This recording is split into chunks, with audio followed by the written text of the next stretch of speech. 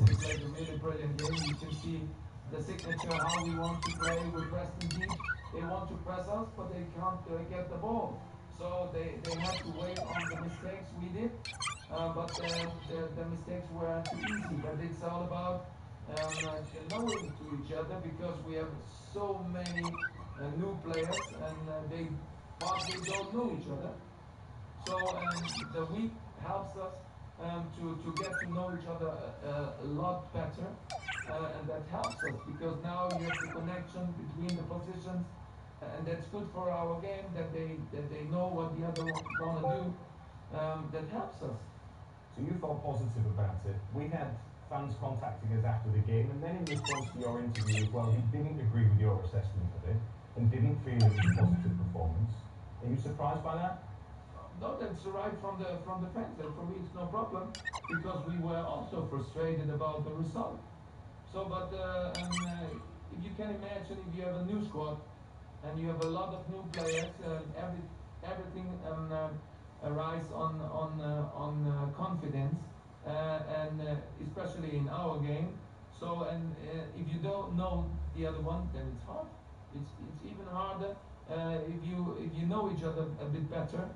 Then it's more easier. But about everybody can say we're not agreeing with the coach. Everybody, it's a right from everybody. So, but they have to know we are also frustrated about the result. But I'm happy about the performance. But everybody can see what's the signature of this game, and everybody can see it. And at the end, the way to how we perform, it's the way to the result at the end, and the progress they do, and the improvement they do, and the development they do, especially for how really a lot of younger players. That's really great. It's funny you say everyone can see, because one of the common themes and one of the common bits of feedback was that someone saying they can't see what the style of play is at the moment and feel the players don't look confident playing it. What would you say to that? Oh, we have a lot of possession, huh? I don't know if they know what possession playing is, but at the end it's possession playing that you keep the ball, and we had 68% ball percentage. We ran a lot of more, we had more shots on the goal, and that's the data. And the data is more important. Yes, at the end it's the result, but the way to the result is the performance.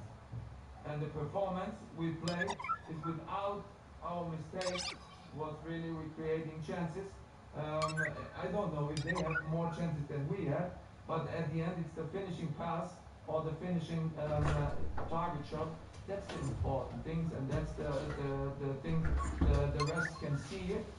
But I can see the things behind, how we can create, how we came into the penalty area, and that's what I can say about my game and about the performance, and that's really good. But I can understand everybody who's talking about, but it's not my job. My job is to work with them and try to improve them, and that's what we do every day. On that, because we spoke after the game last week, and you said that you will stay true to your belief and how you want to play. So, and you're confident that it's that repetition, it's getting the concussion box on your players. But it's about the confidence and the conviction of the player, and they have it. They have it. Because if they don't have, they don't want to play like that. And we didn't play. If we didn't make a building up mistake, it was an easy mistake. We lost the ball, and we conceded goals out of 2 corner kicks, and at the end we had 16 corners. I don't know if any other team has 16 corners and don't score, but it is the possibility. Everything is possible. At the end, everything is possible. So, and you can lose the ball when you don't think you can lose the ball, but you will lose it, because everything in life can happen. I can come from the chair and I'm there. Everything can happen. So in football also, and it's not about the mistakes. It's about the confidence to each other, the trust in each other. So, and everybody who's on the pitch has to take responsibility of the team. So, and that's what they have to learn, to take more the responsibility for our team, for our family. That's what we have to learn. But they will get them if they get to know each other a bit better, and they will get them. Tim Bolter there. So he has the courage of his conviction. Is that enough? Let's talk to Alex and Swanee. He's there as well. Evening, Swanee. Good evening, James. So there's Tim Bolter, very sort of chirpy and upbeat, as he was after the game last Friday night, and he's certainly consistent on that. Is he right to push this narrative that if I push my philosophy that eventually it will come good? He can keep doing that, but stats don't win games. That is for sure. He's going through all things like that, so he needs to get that out of his head. It's not to do with stats. The stat is how many goals you scored against the opponent. I look at the team and I'm watching the team and I just don't believe that the players are bought into him, the way he wants to play. If he took over a naive bunch of youth players that believed what he wanted and keep drilling into them, I think it might work with a younger team. But for experienced players like myself, I'm putting that in that category. If I was out there playing, I wouldn't feel comfortable leaving my space in the centre half to go in and overlap and go into the midfield, because I thought one mistake we're going to get punished. So, and halfway through that interview, I just switched off because he talks in riddles, and I think he's trying to believe himself what he's saying. Because I think the fans, we're not stupid, we can see what's going on. And at the moment, I won't even criticise the players, because I don't think it's the right thing to do at the moment, because they don't look comfortable playing how he wants them to play. And if he's going to stick like that, he's not going to be sticking around long. I talked to Curtis Davis earlier this week, and we heard from him yesterday evening. He talked about the difference between Liam Rosenior's style. Of course, Curtis Davis didn't have played with Liam Rosenior. He was his boss at Derby County, so actually he did understand the way he set up. And he said that the differences and the struggle that these players have, and don't forget that McLaughlin and Alfie Jones played the system under Liam Rosenior last season, is that they were static in the system, and now, as you say, they're being asked to kind of bomb on forwards. And it's confusing for players who've been asked to play one style and then adapt to another. So I think, in a sense, what Curtis Davis was saying, Swanee, was it needs to be given time. A, do they have time? And B, do you think they'll ever get it? I don't think the players will believe it happening. I don't think they'll allow it. I would myself, I'd want to listen to what the manager says. I'd try to buy into it, but something inside me be telling me I can't go step in there, because I play the ball into like nail him and he tries turning and I just left my position there and my striker's still stood there. I won't be comfortable doing that, because I think the finger will be pointed at me. And if he's wanting you to do that, and that's what he is wanting you to do, I just can't. I don't want to be negative with it. But like I said, if you were scoring, we scored second, we were supposed to be more attacking, more attack-minded, supposed to get ourselves, let's say, 16 corners the other day. But we scored 2 goals, we're second worst in the league for scoring goals. And so if we were scoring goals, if we'd scored 10 or 12 goals, we conceded a few, and you're thinking, yeah, if we can tighten up the back, we've still got a chance, but we're not even scoring goals to set the pressure off the way he wants to play. I'm playing devil's advocate slightly, James, in saying that there are 16 new players that are being brought in. When we talked about Pedro, if he comes, that'd be 17. There's talk of that. And so what Tim Bolter is asking the players to do and his team to do, and indeed what the club are asking to do, because it's not Tim Bolter's fault, I don't think, that the players are coming so late. So he's got 16, maybe 17 new players to assimilate already. Now, to do that at the start of the season is hard work, full stop. To do that 3 or 4 games into a season is hard work, and to do that and ask them to play in a way that nobody else, as far as I'm aware, nobody else in the Championship does play, or indeed actually has played, is a really, really difficult thing to do. And it's not necessarily to say that that couldn't happen over time. It really is a question of whether he'll get enough time, whether there'll be enough time, patience from fans, patience, frankly, from the chairman, from everybody, patience from the players, who knows? Whether the time will be available to him to do that. It's a mammoth task. In fairness to the manager, it's a huge task that he's trying to undertake, and it's a difficult one, to say the least. Hypothetically, and this is purely that because it hasn't happened and won't happen, but you cannot imagine that the situation with players when they were brought in, if Liam Rosenior had kept his job, probably would have been the same, i.e. he wouldn't have got his players at the start of the summer, probably would have waited to when the transfer window closed, and as you say, João Pedro looks like he's been brought in well after the window was closed. Do you think he would have struggled, Liam Rosenior, with having to build a squad during the season? I think he'd have struggled in a different way, but I think the way Liam coaches, the way Liam talks, how he comes across, I think he'd get his point over, and there's more stability in the way he played. All the fans that did sometimes agree with how he playing out from the back and that, but he had a base. He still had, like, when he first came into, like, sort the defence out to shut things up. If you don't concede, you can't lose games. Simple as. But we've gone completely the other way now, thinking we've got to try and score more goals than you. So I think Liam's probably sitting there thinking, I've got away with this one. Because I think the players that's coming there, needs a lot of players to change things around. I do believe that Liam underachieved last year. I do think that the team and the squad he had should have got into the playoffs, and he possibly knew that himself. And at the end, we were probably one win away from that. But at the end of the day, it's academic, isn't it? Yeah, It's got this manager, this team, and this season. That's what matters. But football is and always will be a simple game. It's complicated by managers or new coaches why they want to bring a different philosophy to the game. It's quite simple, like the old 4-4-2. You defenders, you defend the goal. Your wingers are there to get crosses in. Your strikers are there to score goals, and midfield players, I say, protect your back four. Then you go and support you. It's quite simple. It is quite simple. But like I say, everybody's making changes to, like saying, you look at the Man Cities and the top teams, they play different because they've got good, world-class quality players. So when you do play the ball into midfield play, you can go beyond it because you know they're not going to give it away. They might give it away once a game, if that. I mean, you look at their stats, which he keeps going on about, but the stats of what he's talking about, he's proud of them. I'm thinking, no, the stat is, we're third from bottom, we scored 2 goals, and we don't look like winning a game. That's the biggest stat you should be looking at. Yeah. We have overlooked one major factor tonight, and that's the Alex Burgess factor. That I don't think in the last year or so that Hull City have lost. Whenever Alex has been uncomfortable. Yeah, except the Leeds game the other week. We'll not. So is that why we kidded that Mike White's gone to see Peter Kay, and we just brought Alex in? I like the way you worked, Jim. I like the way you've done it. I think what's far more important, I don't know if we've got time to talk about the Stoke manager, but I think that's far more important. He is he's an interesting character, the guy that's been brought in. Nazi Pelac is a Catalan. I've got to be honest, a couple of days ago, James, he's not somebody I knew anything about.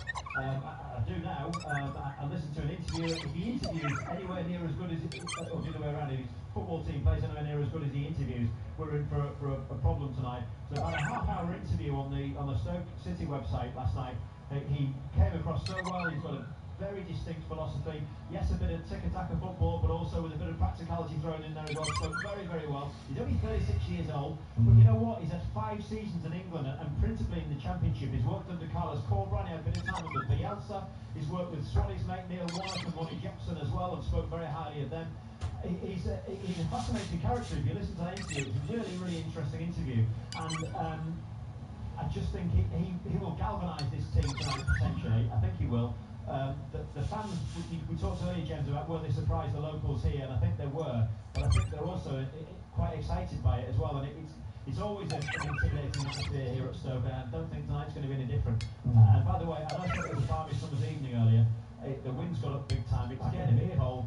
Yeah, and it's so cold, my wind muffler on the mics has just blown off, that's how windy it is. So it's getting there, that's what it was, yeah. It's getting there. A wind muffler. That one is wind muffler. It could have been. Anyway, I will come back to you shortly. We'll maybe talk about the changes at Stoke City as well, because it's been quite some week for the fans of the Potters. Let's hear from the Hull Kingston Rovers coach, Willie Peters, on the anticipation around this evening's final round fixture at home to the Leeds Rhinos. It'll be a typical night at Craven Park with, thousands of KR fans that are passionate for their team and want their team to win, so nothing will change in that sense. You're going to see a team that's going to be hungry, as I say, to chase the top 2 position, and we've got some form at the moment. We had a loss against Wigan, but we certainly wouldn't have lost some supporters that night. So we just want to continue the way we're playing and keep building towards the semis, and as I say, the result will take care of itself. We've got to get that performance right, and you don't want to be going in the semis off a poor performance, so we're looking for a strong one. How would you view the achievement of a top 2 finish? Yeah, look, I think every team in the competition wants a top 2 position, and I think certainly at the start of the year everyone's in a position to chase that, and then as the season progresses, teams sort of fall away that they're not in a position, and we found ourselves in a position, obviously up until now. So, Warrington's similar. They'll be chasing a win. We're chasing a win. As I say, we're looking more around performance, but we certainly need the result to to get to where we want to be. Has it exceeded expectation, Willie, honestly? Not for me. I mean, we don't look too far ahead, but you've got your plan, you've got your vision, you set your goals, you've got your KPIs, and ours have always been based around like process. I know that can be cliche, but it has. Like in games, if we meet certain KPIs, we win games. So, you know, at the start of the year, we knew that we had a good squad. I've got a lot of belief in this squad, and you know, it's taken the guys, you know, halfway, 3/4, probably way through the year to really have that belief. So that's the main thing, that the players believe in themselves, because we certainly believe in them. The staff believe in them, the fans believe in them, you know, and I'm sure now that the players have got strong belief in themselves. So as long as we just keep pairing like we have been, being consistent with our approach, then yeah, the results come off the back of that. Why did it take so long then for the players to start believing in themselves, do you think? I don't think it was a lack of belief. I think, you know, we've never been, this is the highest we've ever been on the table, so unless you do it, that's when you get belief. You know, we're not finished yet, but obviously this is the highest that we've finished in the Super League, so the players now go, okay, we're a chance to do something here. That's when you start to get belief, when it's not too far away. You know, we've had to tick off a lot of little wins along the way, and that started, you know, last year. And then there was a lot written about us around that we couldn't win away, we couldn't beat the top teams, and so you have to have those little wins along the way.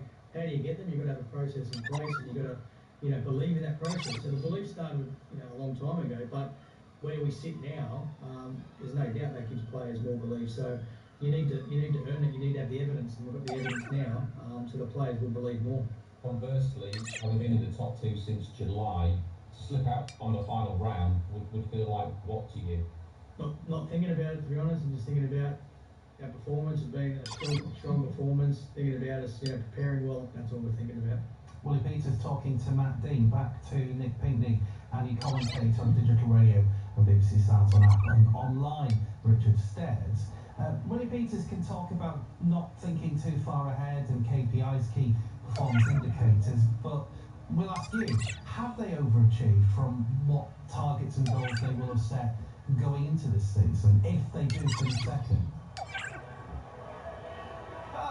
Look, you'd be wrong to say they aren't in front of where maybe we expected them to be.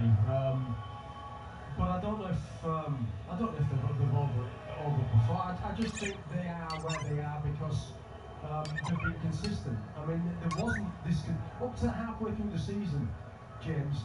There wasn't as consistent as they are now. That has come on since halfway through the season, and it's the right time where it happened. We've seen other teams, you know, do the same thing.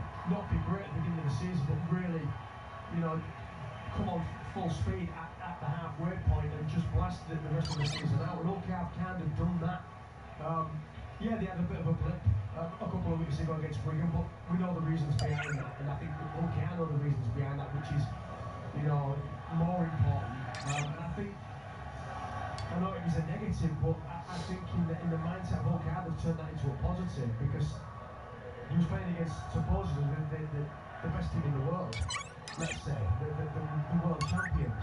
And OK was well in control of that game, James. That game, OK would have won that game if they hadn't gone on to 12 minutes, and they know that, and that's given them a massive confidence boost. And I think you saw that it kind of stuck in the throat a little bit by the reaction that we saw at Lee last week. The strength in that performance was unlike nothing I've seen. That was the best performance of the season last week against Lee. So you can tell that there was something there. There was something that they wanted to put right the week after. I think, James, that Hulkinson Rovers came into this thinking that they were a top 4 side, because last year they finished 4th. Now, Wigan won it last year, the league leaders, and the other 2 teams who finished above Rovers, Catalans Dragons and St Helens, and I think you can make a really strong argument that they're 2 teams who have underachieved this season or not played to their potential, or who have regressed, however you want to look at it.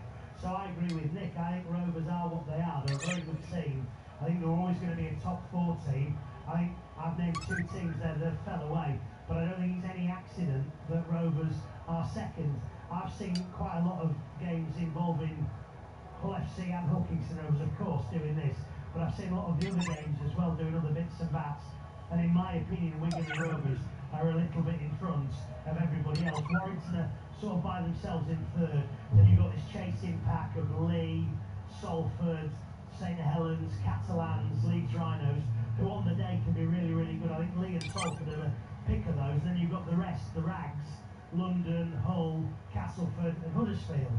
So I think there's definite sort of points in the league table where you can draw a line. And I think Rovers it's no fluke, and they thoroughly deserve to be a top 2 team.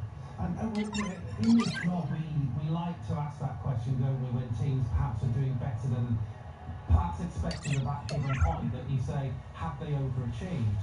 Well, no, in this instance, I don't think it's about that, is it? Is it more just that perhaps Hawkinson Rovers have just gone slightly better than you would have expected at this stage, but they've basically got quicker to where you expected them to get to eventually? I think that's true. I think it's right. I think we're maybe a little bit in front, maybe a season, maybe in front of where there was. But all you can do, James, is put yourself in there, isn't it? You're consistent in what you do, and you just challenge other teams into trying to match that. And hope other teams haven't been able to do that. Hopefully, I've found that the things that they've brought in this season, worked on in pre-season, have obviously. Been really, really telling to how OKR have kind of been through this season, because it's not just the fact that they're playing well on the field, it's the health of the squad. There's all other little things that you've got to think about why OKR are doing as well as they are. And there's not many injuries been this season, has there? We've got to, touch wood and things like that. When you say things like that, I don't want to wish any sort of injuries on any team, but this team has been incredibly healthy, and that's a massive key part to why OKR have been as consistent as they have been. I think as well, James, you look at the opportunity. Last year was a massive opportunity for Kingston Rovers to win something, and that Challenge Cup final, I'll continue, I think was a missed opportunity. Now all of a sudden this now becomes the best opportunity to win something, rather like the Wigan game was the biggest game of the season, and the league game became, this is now the biggest game of the season, win this, finish second, and then go into the biggest game of the season, the semi-final in 2 weeks' time. But I tell you something else, James, it'll be a really good team who beats Wigan, and if Wigan don't win the grand final, whoever does deserves it. If they get knocked out in the semi-final, they'll have been beaten by a very good side, and if they get to that grand final and lose, they'll have been beaten by a very good side. The only team that I've seen evidence that can probably do that at this stage of the season is Hull Kingston Rovers. Exciting times ahead, we hope, here on BBC Radio Homicide. Remember, a Rovers win tonight guarantees them a top 2 finish. And to get there, we'll need to know the team is, as we will, at Hull City. The Tigers away at Stoke tonight. A reminder of the team needs headlines from Alex Burgess. 3 changes for the Tigers for this game tonight. Well, are they surprising? I'm not sure if they are, because Zambrano comes in, so too does Cody Drame, and so does Casey Barber, who makes his start. Pando in goal, Drame and Coyle couldn't be either of them at fullback. McLaughlin Jones, the 2 central defenders. Oscar, the holding midfielder. Palmer Malem ahead of him. Over on one flank, Balumi on the other. Bedger up front. The City bench is worthy of note because Carl Rushworth is on there, the lowly goalkeeper from Brighton. Ryan Giles, Liam Miller, Finn Burns, Xavier Simon, Stephen Alzate, who was signed out of contract, of course, during the week. Regan Slater, Abu Kamara, and Mason Burstow, James. And that is on 95.9 FM and Freeview. We'll hear from Casey Palmer shortly. As for Hull Kingston Rovers, digital radio and BBC Sounds, a reminder of the team is from Richard Stairs. 3 changes, Evans, Gildart, Minchella out, coming in, Broadbent, Whitbread and King. Win, finish second. It's simple. Listen to it on DAB and on BBC Sounds. Getting you closer to your club. BBC Radio Homicide Sports.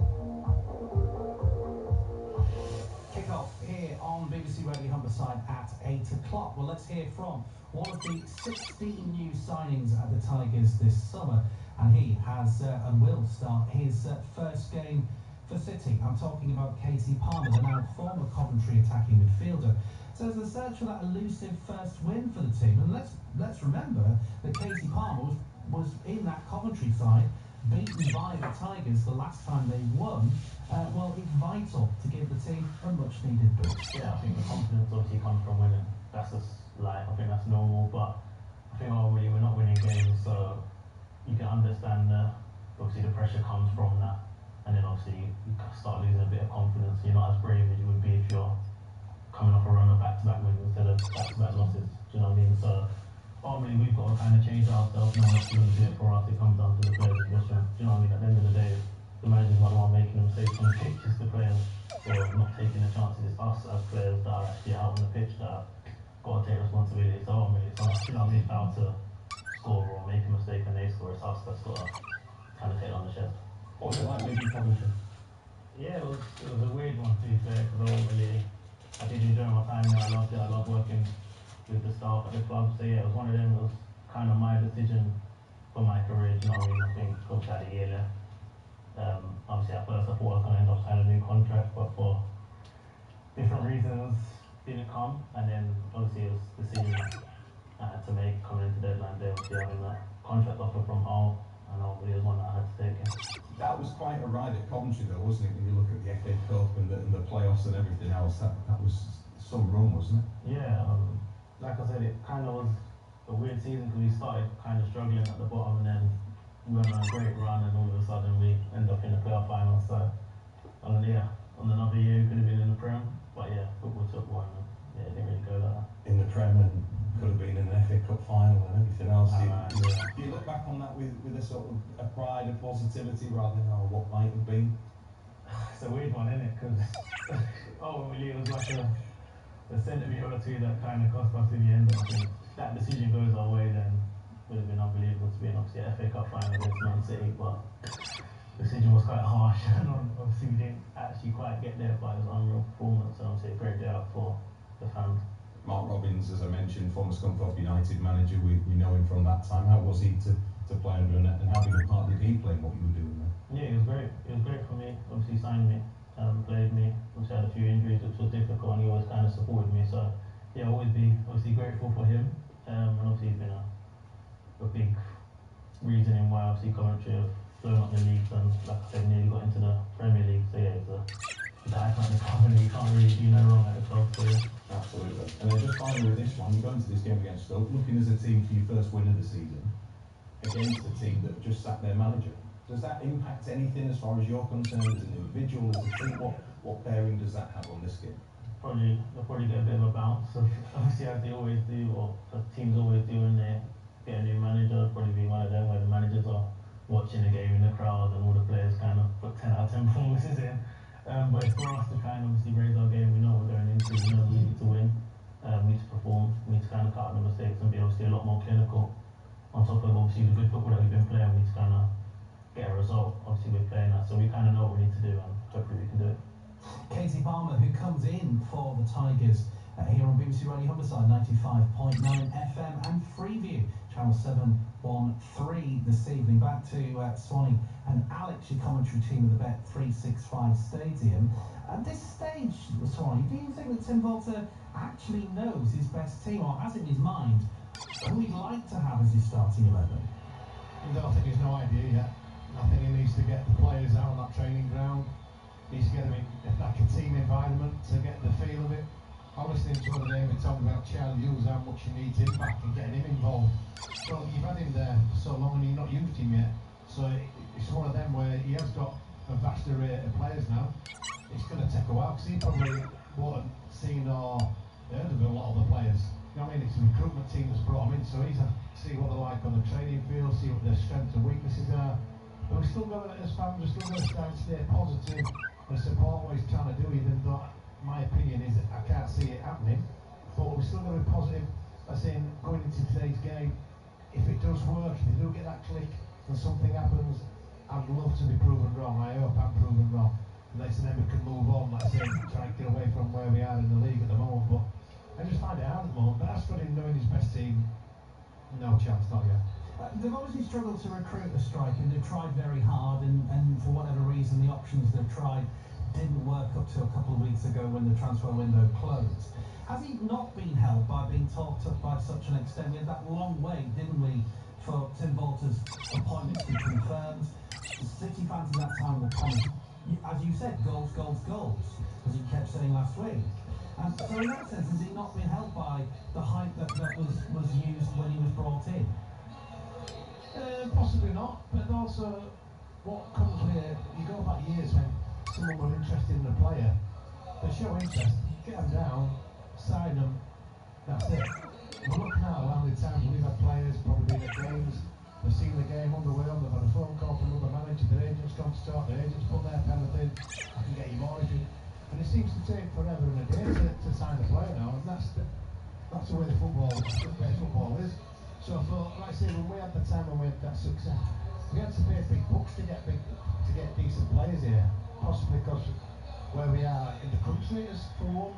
I say not as popular in other clubs, and that's what happens. You've got to play over the odds for certain players, and that's when you're doing that, you're bringing in better players. So it's not been easy for him, by all means. I'm not saying that, but saying that we have spent probably third highest in the league as well, 20 odd million.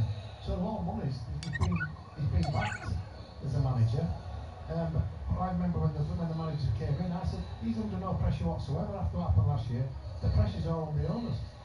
They're the ones that made the decision. He's going to go out there now as a manager and try and do the best of what he's got. Simple as. Just before we hear from Matt Parcell of Hull Kingston Rovers, just talk quickly at Craven Park. Alex, we know that's a stadium that can be formidable for night games. We know the cliche. How's it looking tonight? How's it shaping up? Good atmosphere there? It is. They're just about to do the light show, James. The strobing lights are giving it big legs now. Really trying to make something of it. I have to say, there's not quite as many in the stadium as I expected. City fans here, 600 to 700 City fans have made the journey.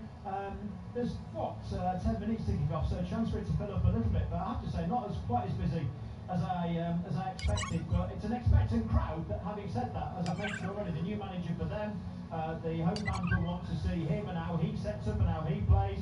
And for the City fans that have made the journey, and of course those listening, everybody wants to see how City line up. They made those 3 changes.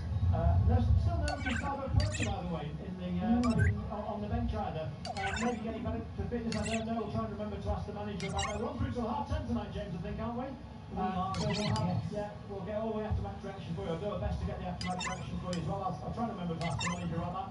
Hopefully we'll be talking about a City victory or a point. You'd probably take a point if we're being entirely honest, but we'll see. But yeah, the atmosphere will be lively and bright and intimidating as it always is here. But yeah, not a massive crowd, James. Sorry to disappoint. I won't tell lies. It's not as big and it's not as intimidating as expected just yet. But in Stoke City, it's about 365 or Britannia as it was. It's at the top of a hill. It's windy. They've got the sprinklers on the pitch. The lights are going. It is going to be, I was going to say fun. It might not be fun, but it's going to be interesting. I mentioned earlier, it won't be boring. It sure as heck won't be boring, I promise you that. Commentary on 95.9 FM. One ground that certainly will be filling up quite nicely is Craven Park. And 10 minutes from kick-off, let's quickly just check in with Nick Pinkney Richards. So we're about to hear from Matt Parcell once again, and confirmation this week that he's leaving at the end of the season. Family matters being the driving force for him leaving Hull Kingston Rovers. How impressed have you been with his 4 years that he spent at the Robins, Nick? Oh, it's been outstanding. Yeah, I mean, look, the swap deal between him and Lunt was at the time, I think Lunt was playing okay, but when Matt came in, it was a contrast. It was just quality from his first game. And look under Willie Peters, it's been difficult. It's been different for Matt Parcell. From time to time, he's gone with Jez, and they've swapped in and out as forms kind of depicted. They've kind of swapped in and out, but even when he's come back in, he's been quality. And then he's got back over, and Matt's took over, and Jez has had to stay out. And it's just been great. I think the best moments have been when both of them have played. Him and Jez, I think they've really complemented each other. But yeah, I can't say anything about Matt Parcell. I think he's been like a building block to what is kind of success at this moment in time. But yeah, but it's a real shame, to be honest with you, that a decision was made very, very early based on what Matt wanted to do. He wanted to finish, he wanted to go and get on with his life, if you like, and that recently has changed.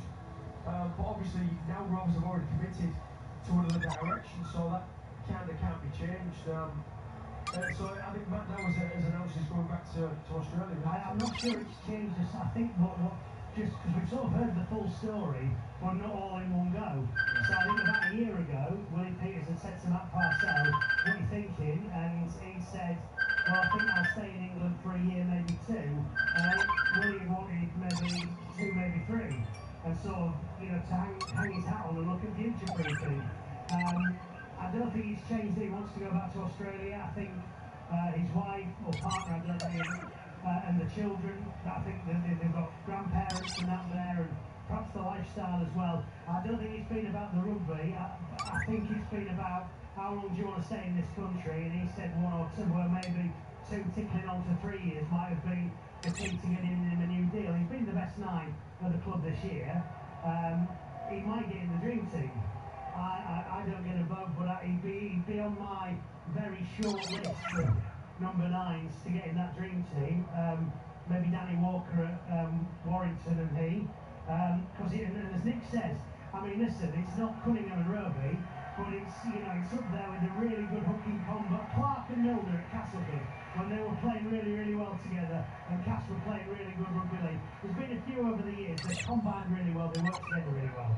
Well, let's hear from him right now as we can hear the atmosphere building there at Craven Park. Matt Parcell, the Hull Kingston Rovers hooker, revealing, as we've just heard Richard say, rejecting offers to stay in Super League for next season after his time with the Robins is coming to an end. We've been asking the man with a degree in civil engineering what he plans to do with his career from next year. I'm not too sure. I don't know. The plan is obviously to chill out for a bit. I've got my family coming over in December, and we're going to do a month in Europe for Christmas and New Year and that, so looking forward to that. But yeah, as I said, this could be my last couple of games ever. It might not be. I've seen the decision's not because I feel like I'm struggling at all. I feel like I'm playing really well, the body feels well, but it's more of a decision about we just felt like this was the right time to finish our time in England, playing time in England. As I said, we've had some wonderful memories. We've met some awesome people that will be friends for life, and just the life experience we've had is unbelievable.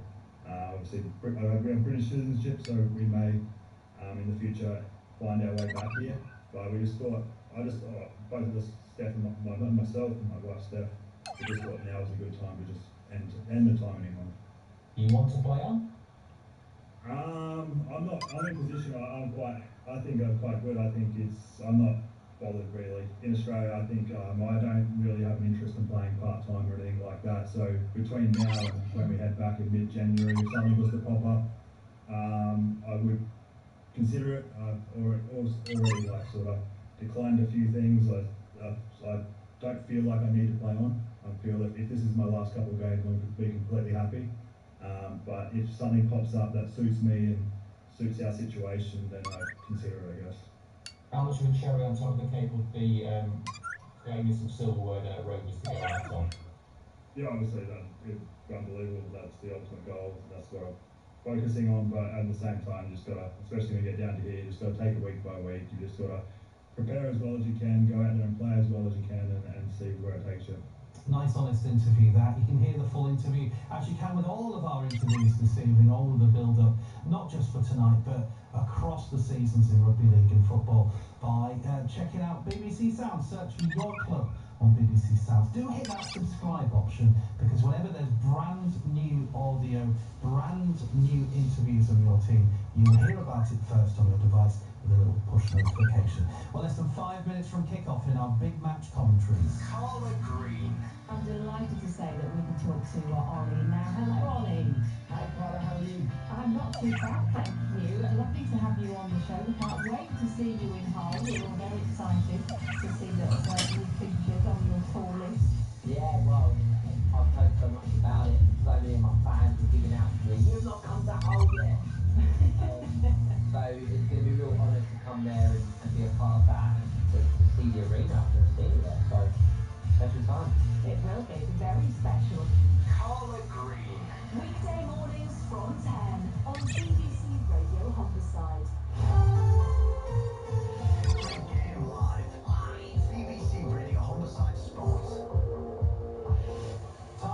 for your game and your big match commentary on digital radio and BBC Sounds on app and online. It's Hull Kingston Rovers. A win would see them finish second in Super League. Your commentary team against the Leeds Rhinos is Richard Stead and former player Nick Pinkney.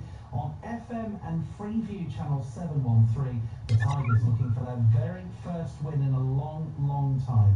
Alex Burgess and former City player Swanee on 95.9 FM and Freeview. Make your choice now. Thank you, James, and welcome to the Bet 365 stadium. The teams have just come out here, being introduced to each other. The Stoke manager is getting a warm round of applause as he walks to his dugout here for the very, very first time, of course, appointed just this week after Stephen Schumacher was fired just 5 games in to the start of this championship season. An expectant crowd, maybe not quite as many as we did expect. City fans away to our right-hand side, 700 or so, I think, were sold. Maybe a little more, it's a little more than that to me, to be honest. We were told 600 or 700 tickets have been sold. We couldn't play on the day, I don't think. Yeah, decent following, more than decent following. It's a long old trip, actually, especially on a Friday afternoon. Well, for you here, it is Humberside Spotlight. It is Alex Burgess and Peter Swanee commentary team. We're not far from getting underway. Swanee, what are you thinking going into the game? I'm just looking down there at the new manager that's come over Stoke there, and I see all the players have come off the field, Stoke players, with the manager and the captain, with all the subs off the bench. And I was just seeing with us when they meet in the middle where the shit can't be important. They've gone through all their subs, so they're just trying to get that together, that belief, that spirit. That's in something straight away that you can see that he's brought to this club. 36-year-old, young ideas. Yeah. But like I say, who cares about Stoke? Indeed, absolutely right. Yeah. Unless you're from Stoke. Unless you're from Stoke, yeah. 32 years old, Norwich is where he was signed from. Actually, it's just worth mentioning a couple of things. 5 years in England, as I mentioned, worked under Warnock and Ronnie Jepson at Huddersfield, also Carlos Coburn, and a bit of time under Marcelo Bielsa as well. The interview I referenced earlier, if you were listening to us, he said the style of play is the most important thing to him. He loves the analysis room, and the best thing about English football is the passion, both from the players and the fans. And he says tonight, this is the Stoke manager, he wants not 11 versus 11, but expletive 25,000 versus 11. He's not quite got 25,000 in tonight, but he's certainly got support of the home fans here at the Bet 365. City and their players have the support of a good number away to our right-hand side as well. That far corner, aren't they? Yeah. And yeah, I would say probably 700, maybe a little bit more, but something like that. Decent following for City. The Stoke players go into a little huddle. The City players wait for them. Referee tonight is Ben Toner. I've got some stats on the referee. You won't like them. I'll tell you about those in a few minutes' time. We'll give you the teams in just a second as well. We are about to get underway in this game. Humberside Sport Live. Stoke City against Hull City.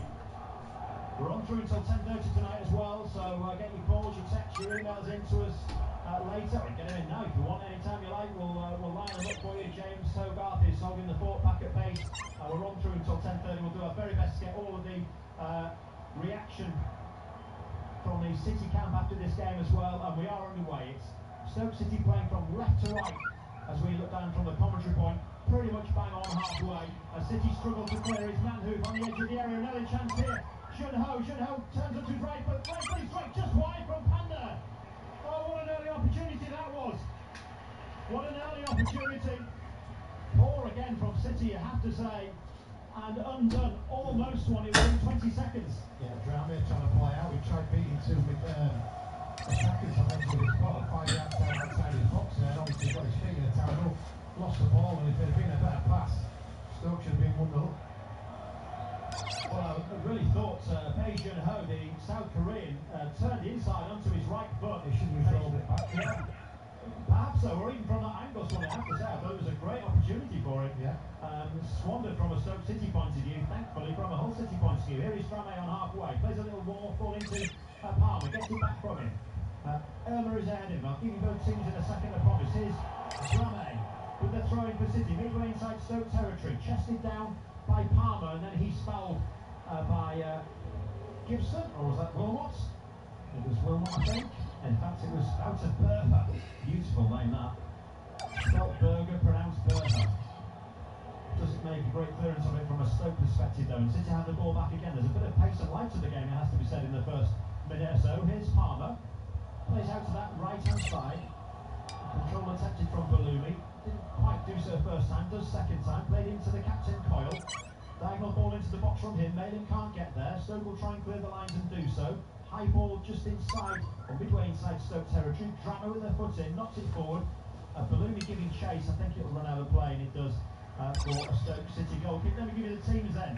Narcis Pallas, the new Stoke manager, set his team up like this. Victor Johansson in goal, Eric Bocat, Ben Gibson the captain, Ben Wilmot and Junior Chamadou across the back four. Three in midfield, Bae Jun-ho, Jordan Thompson, Wouter Berger, and three up front, consisting of the striker Tom Cannon, who of course City tried to sign, Lewis Kumas and Million Manhoef, beautifully titled Million Manhoef. I'll give you the bench in a second because Stoke on the break again on the left-hand side. Little chip forward, searching out Cannon, but a nice cushioned header from Jones to find Coyle on that far side, who does well to ride the challenge with Jun-ho, and there's a little 1-2 with Oscar Zambrano, back with Jones, and all the way back to Pander, and out to this left side, and Cody Drama for City, and nice footwork. This is better from City. They played it across the back line and played it well. Abdu Sherman crossing halfway, left-hand side, City playing right to left in this first half, finds Palmer, little 1-2. Erner gets it back, tries to get the cross in, cross is blocked. It'll be a throw-in for City, 10 yards, 15 yards out from the Stoke byline. Peter Swap. Well, that's the little flashes of football going forward that we do like to see, and the fans will enjoy seeing that. That's not a problem. It's like saying when you're under pressure and you're forcing it and you lose the ball, because you can see straight away that Stoke are pressing high. Let's say we're in the zone half of the pressing, they're expecting the mistakes to be made. Nearly under pressure again. But we've got to, that is the belief which I was talking about earlier. The players don't want to leave them spaces just in case that the ball gets nicked, and it will do at some part of the game. Indeed, and City have possession again, and then lose it again. Poor control actually, in fairness. Jun-ho has it again, played infield to Cannon, they just lays it back neatly. There's a bit of patience from Stoke. Berger puts a little 1-2 in centre field, goes all the way back to halfway. And Stoke themselves just happy to turn and play it back, and Wilmot will just shepherd it back to his keeping hand. So the bench for Stoke then: Jack Barlander Stevens, Michael Rose, Tatsuki Seko, Niall Ennis, Sol Tanibi, Emre Tesco, Jaden Dixon, and Chizonto Chiboise. That's the Stoke team. Give you the City team in a second. A lively start to the game. 4 minutes in, no goal so far. Stoke breaking forward. That was Manhoef who was making the run in centre field. He's brought down by Zambrano, I think that was. Free kick is given. Thought we might have seen a flash of yellow. It was Casey Palmer, in fact, so it was Casey Palmer actually. On Manhoef, I thought he might have got a yellow card for that, but early in the game Ben Toner has decided not to do so. Well, free kick for Stoke, pretty much lively. It is lively, yeah. Middle of the City half. They took it well early. I haven't given you the City team yet. 3 changes. They're taking it quickly, but they're going to have to take it again. Berger is over it. Just plays it short, and not a great free kick from a Stoke point of view, but there you go. Off the legs of Balumi in the end, now for a throw-in on the far side. Kumas and Manhoef have swapped flanks Swanee for the moment, it seems. Kumas has come onto this right-hand side, he celebrated his birthday yesterday. Lewis Kumas, son of Jason.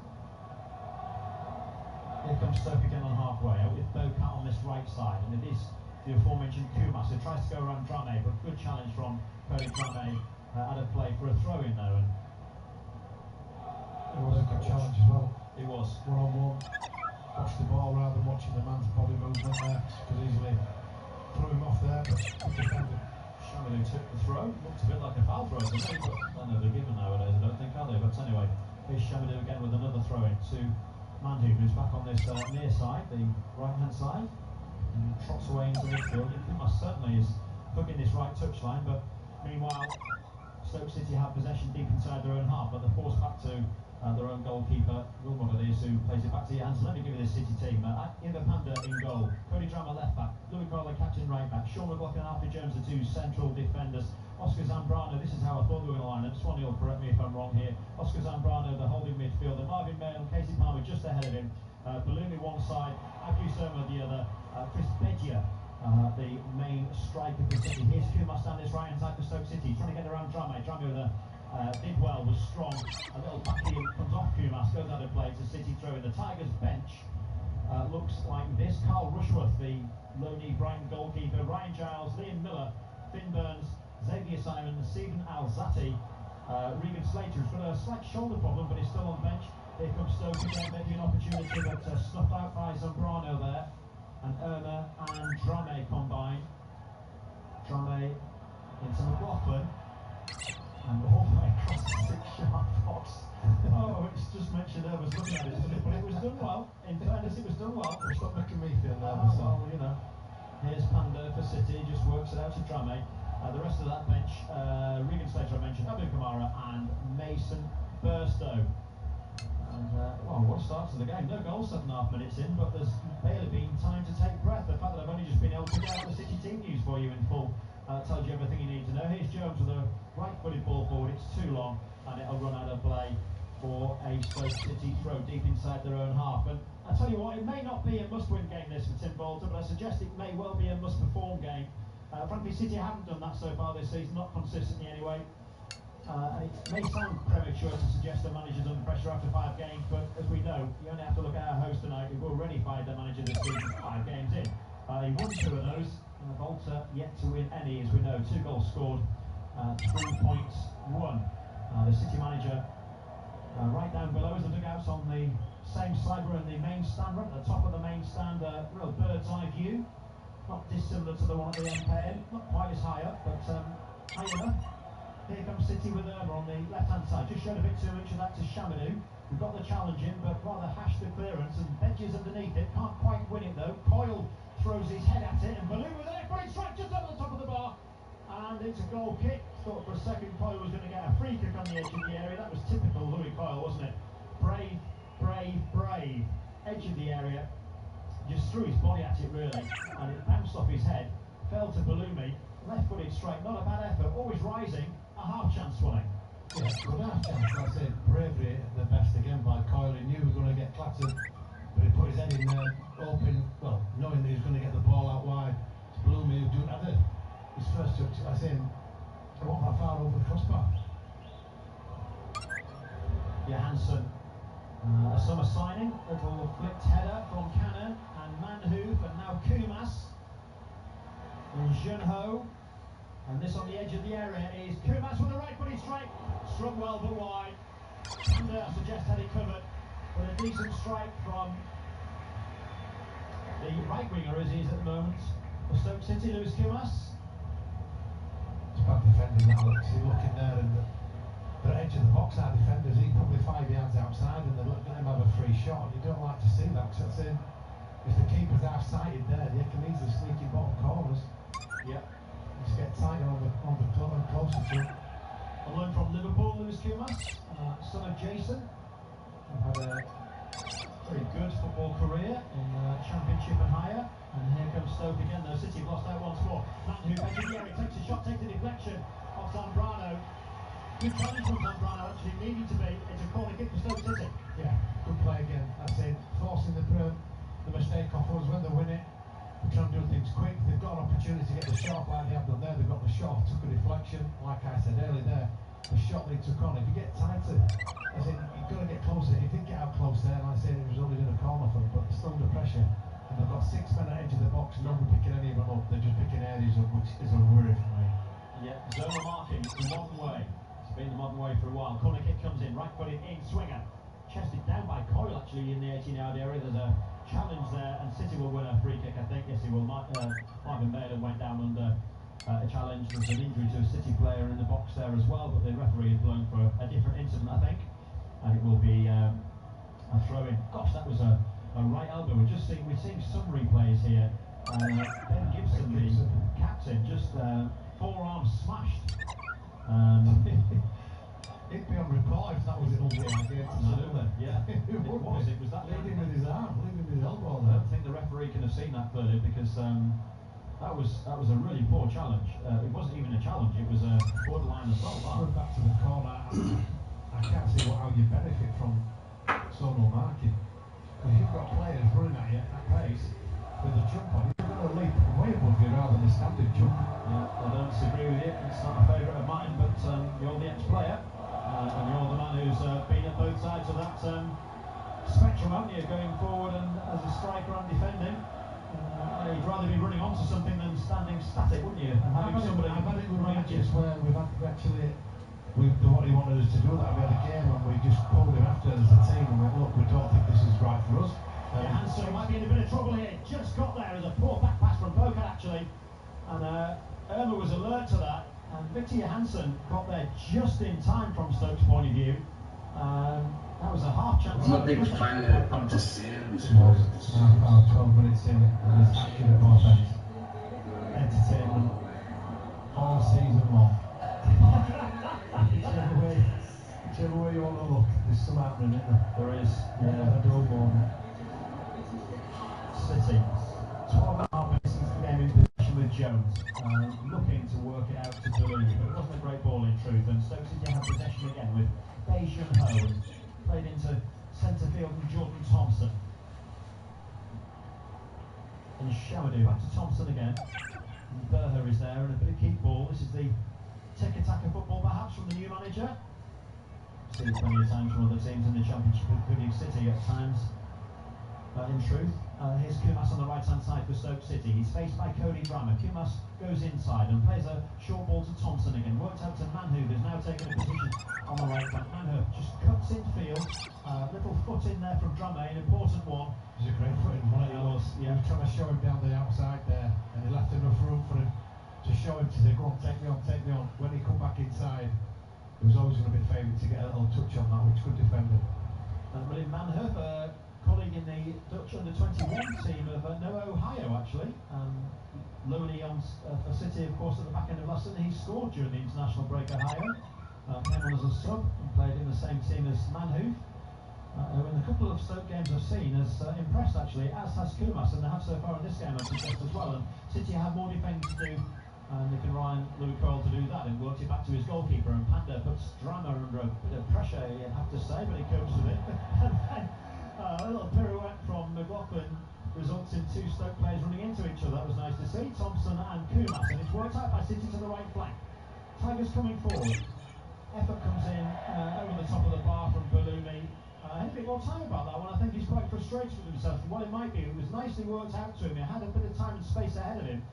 Almost too much time and space, Swanee, and had the chance to look up, cut onto his left, which is what he likes to do. And this one was high and wide. High, wide, and not very handsome. Yeah, the good thing as well is like it was two passes from your own box and next thing you don't edge of their box. That's what I like to see. Going forward is fine. And I don't mind the lad having a shot there, come inside there. If his second go is at it, third go might find that top corner. That was range. Indeed. And was like Sport Live for you here at the Bet365 0-0. Stoke against the Tigers. Peter Swan, our expert summariser this afternoon. Here's Manhu with a attempted pass out to Kumas, too much on it, and it'll run out of play for a throw, which City will take maybe a moment or two's respite. Just having a look at the City manager, taking a drink from his water bottle. I don't want you getting cramp, Alex. I'm not good at squeezing and getting the muscles going up here anyway. I promise you, it's a long way up. I've had to go up and down a few times already. It's a long way. It's a bit like training on the terraces at Boothroyd for you, Swanee, back in the day. It is high up here. Nice position we're in, though. It is, absolutely. Good challenge by Kumas on that one. Yeah, it was a corner as well, but City got away with that. I'd suggest off Drame, and look at his face tells you he thinks the same thing as well. It'll be a goal kick for City. Yeah, no complaints at all about the press facilities here at Stoke, and the position for commentary is excellent, as it is, I think, at City actually. Too far back. I don't mind it. You get a good bird's eye view. Once you get to my age and your eyes going, well, yeah. Probably a good thing at times. I think a lot of people thought that when you were a lot younger and still playing. Maybe harsh, but maybe fair as well. Maybe true. It's 15 minutes play. No goals here in this game. City with the throw in away on that far side. What have you made of it so far, Swanee? Energetic. Both teams trying to impress, trying to, like I say, put their stamp on the game. I say you can see what they're trying to do. They're moving in between the lines really quick, and we're just, I say, we've made no mistakes at the moment. Touch wood. Got ourselves in a couple of decent positions. Like I say, on that left hand side, just cutting in a couple of shots just gone over the crossbar. They should have probably scored in the first minute. Yeah. But like I said, can't take it out, I think. No, indeed. Here's Abdush Irma to McLaughlin, who of course goes without saying is in the left wing position at the moment. Back into Drame, tries to float another one out to Balumi, but Bocat was equal to that and had read the danger. Coyle head scored, bit of head tennis on the far side between Coyle and Bocat. And Bei Shun Ho with a rather blatant shove, I thought, into the back of Louis Coyle, who goes down. What's the referee given now? Is it given a throw or is it given a free kick? I'm actually not sure. I think it might just be throwing. I thought it was a fairly blatant shove into the back of him by Bei Shun Ho. He plays that well, doesn't he, Coyle? He does. He waits him to come in, a little nudge, and it's like a little springboard and gone. It was a free kick. Yeah, that was definitely. Yeah, definitely. It was. Out to this near side from Irma. Wins a throw in. Drame takes, throws it back to McLaughlin. Just inside the Stoke City half. Tigers left hand side. Here's Drame again on this near touchline. Back with McLaughlin once more. He's got Jones square of him, uses him. Coyle available to him as well for Alfie Jones. Balumi hooking that far touchline. Short to Coyle then, now Balumi. And back from whence it came to Jones rather. And it was a bit short, that pass from Balumi to Jones. Tom Cannon almost got in there. Jones just recovered in time. Again, hard and mouth stuff. It is from Balumi, going forward, a couple of great chances there. Just caught that one a bit. Oh, what a ping there from Sean McLaughlin. Great interception to his credit by Bocat actually, but picked up by Coyle, might run out of play, does really well, gets to the byline. Louis Coyle for City, just pulls it back actually to Balumi, angle the box left hand side, Balumi left footed ball in, looking for Benyia, headed away by Stoke City, and the danger passes for the moment, or does it, because Drame is on the edge of the area, a shot comes in from Oscar Zambrano, free kick had been given anyway for the foul on Drame, just outside of the penalty area, left to centre as Holtini look at it, and this is an opportunity for the Tigers. Drame clearly fouled. The shot from Zambrano was saved by the keeper. Referee, you can see, we just see a replay of that. Referee was already going for the free kick. Kumas, I think, was the culprit. Yeah. And it was, or is, a Hull City free kick with Palmer and Coyle over it. Yeah. Fantastic position. Irma and Palmer is. It is, thank you, you're quite right. Palmer will fancy this one. He will. What, 5-6 yards out from the edge of the area, left of centre. Stands over the ball. Casey Palmer just a few yards behind it. It's the target. It's the target. That's the advice from Peter Swan. Let's see what Casey Palmer does. Walk back the requisite 10 yards. Referee just making sure of that. Now he just needs to blow his whistle to allow City to take the free kick. The perfect position for a free kick. Palmer for City. Yeah, handsome dancing on his goal. Palmer taking his time over it. It is Casey Palmer, right footed strike over the top of the bar. And that was all a bit of an anticlimax, to be honest. You could see what he was trying to do. Got a bit of whip on it, but got it up and didn't come down nearly quickly enough. And the target. Yeah, the keeper work. The keeper's Victor Johansson. I started to say earlier, he came to join Stoke during the summer. Big signing from Rotherham United. He was their standout player, their player of the season last year. Saw him a couple of times in action for them, and he very, very good goalkeeper, Swedish international. And a lot more touches than anybody else playing for Rotherham last year. I imagine so, yes. I imagine so. Made a couple of great saves at the game that City won. He played at Rotherham. The amazing goal from Philly Jr., if you remember, the Rabona. So something like that. Ryan Giles marauding down the left flank. He's on the bench tonight. One of 3 changes that Tim Bolter has made. I keep looking at Tim Bolter, Swanee, and I haven't seen enough of him to notice. I'll ask you to keep your eye on him as well. He seems a bit calmer tonight than he has been. He's quite demonstrative on the touchline, usually, isn't he? Yeah, well, he's 20 minutes in. Pressure's not on here. goals in those. Must be happy though at the start of that. Yes, I'm sure. Yeah, with the exception of a couple of heart and mouth moments, but then, in fairness, Stoke have had a couple of them as well. Yeah. And it is Stoke in possession. Left-footed ball, high upfield, looking for Cannon. That was an old-fashioned into the channels ball, that wasn't it? Big lad up top, yeah. To Tom Cannon. It's the ball back. Jones are beaten in the air, but it is Stoke who have possession again. Junho can't control it though. Coyle brings the ball forward, plays it into Belubi, lays it off to Zambrano, and then Palmer looking for Pedro. He's barely touched the ball yet, Chris Pedro, the man from Mont. I haven't touched it yet. No. Wilmot combines with Gibson. Here is Ben Outer rather in centre field. I keep thinking that Gibson wore 6 for Middlesbrough, didn't I? I keep thinking it's red and white stripes, and it's but anyway, it's not. It's Stoke, and it's Wouter Berger. Not Ben Gibson. That's Jordan Thompson. That's that left flank. Cross will come in. Blocked comfortably by Jones, and then headed away by Coyle, who gets the ball back from Belubi, and Coyle has it now, and Zambrano, that's a nice touch from Oscar Zambrano, got away with it, and then played upfield to... When's he going to start booking people? Yeah, 3 or 4, absolutely. It's probably play when we've been on the attack. There was a cynical foul on Malin there, definitely. I can't believe he's not brought a yellow card. Bentona, our referee tonight, 13th season on the list.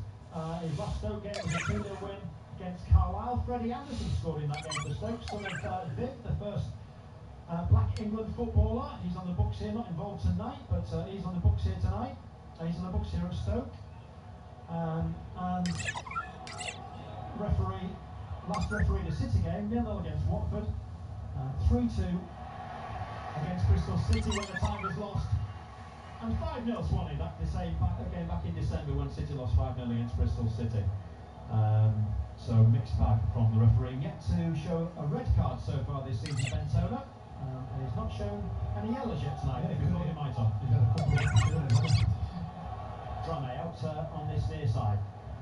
Irma is closed down quickly, and Junior Shamadou, the Stoke fullback, is just urging the crowd to get going a bit. Not sure it's been quiet, Swan has it particularly, but he wanted the crowd to be a bit livelier, I think. No need for that, was there? I didn't think so at this stage, no, but there you go. Probably happy with his little tackle. His own little world. Indeed, here's McLaughlin, who was again just giving a little bit of a shove off the ball there. A bit frustrated by that. Manhood was the man giving him the said shove.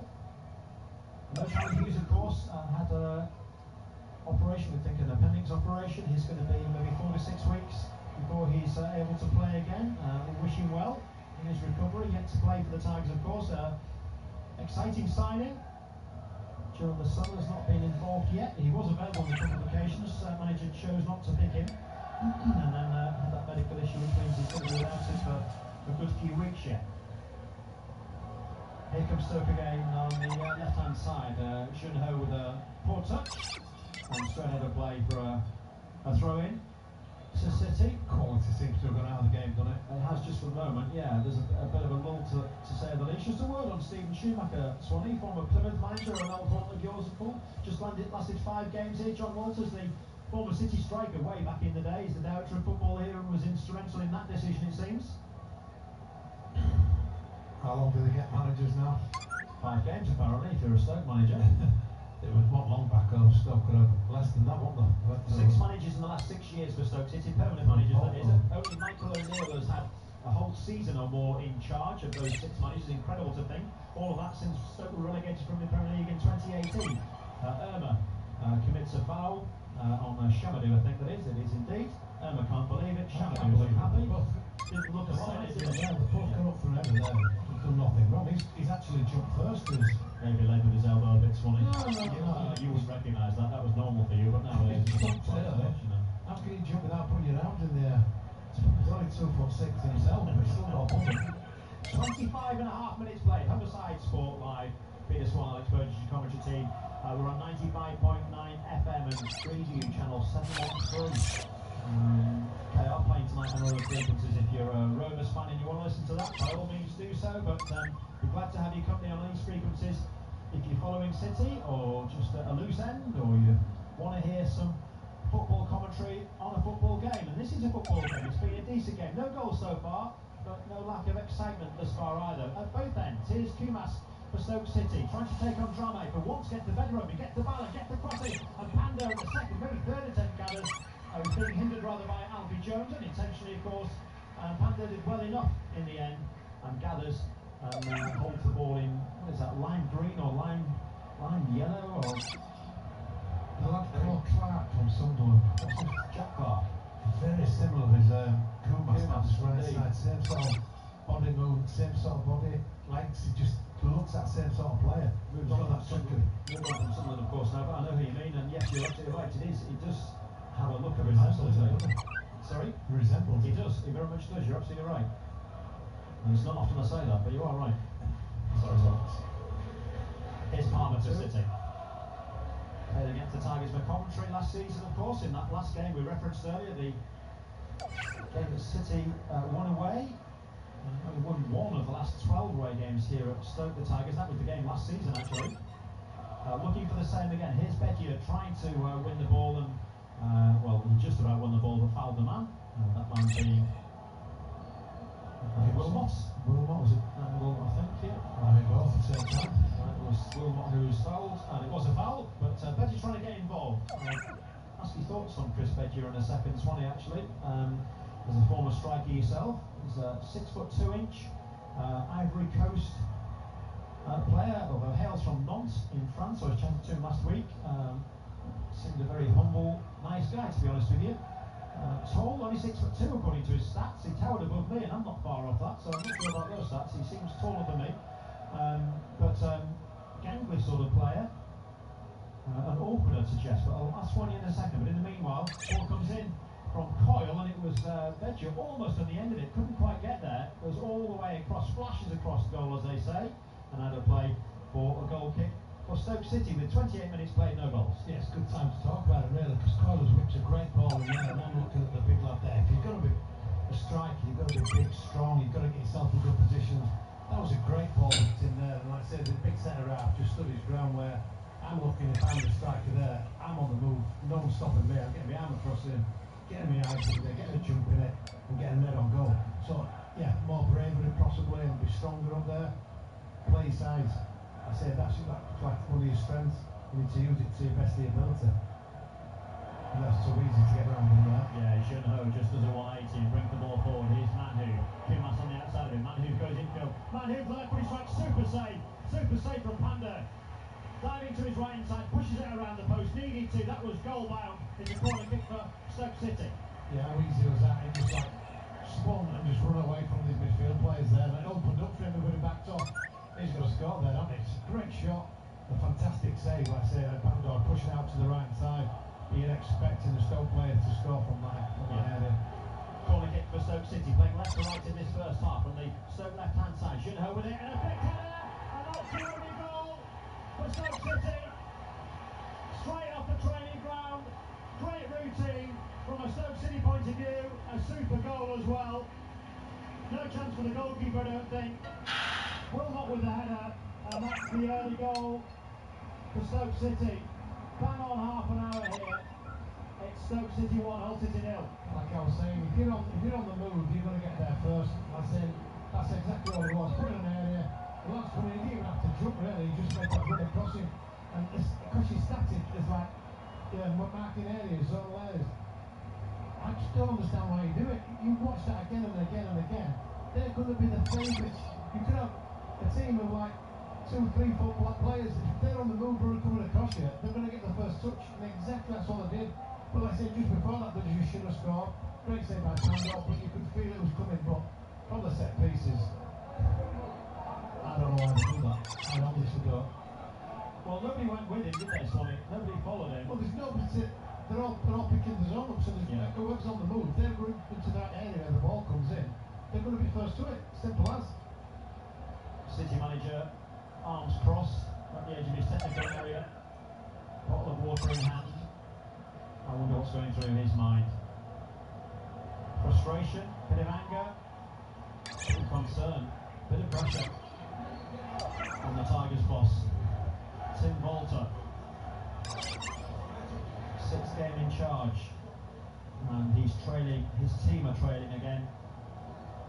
this time here at Stoke against the new manager, the Catalan, appointed just this week. And Stoke built from the back, and now you can probably hear on our effects mic a rather noisier crowd here at what was the Britannia Stadium.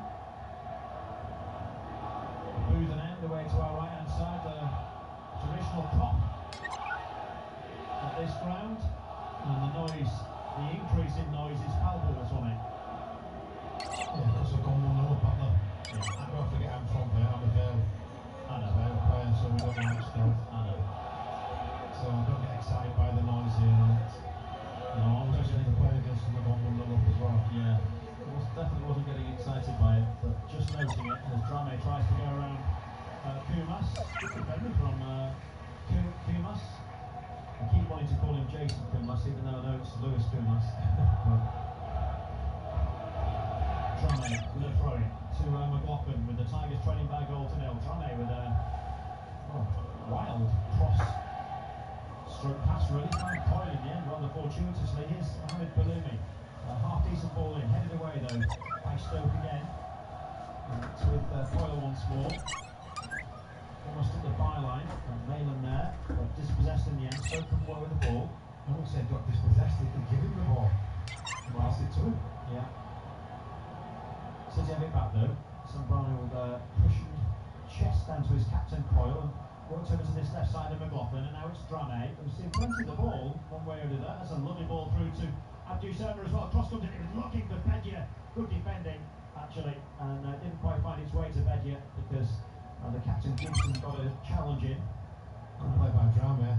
It was, wasn't it? Great little pass on it, yeah. Great good ball in. Just good defending in there. Good football there. Yeah, nice combination between Drame and Irma on this left side.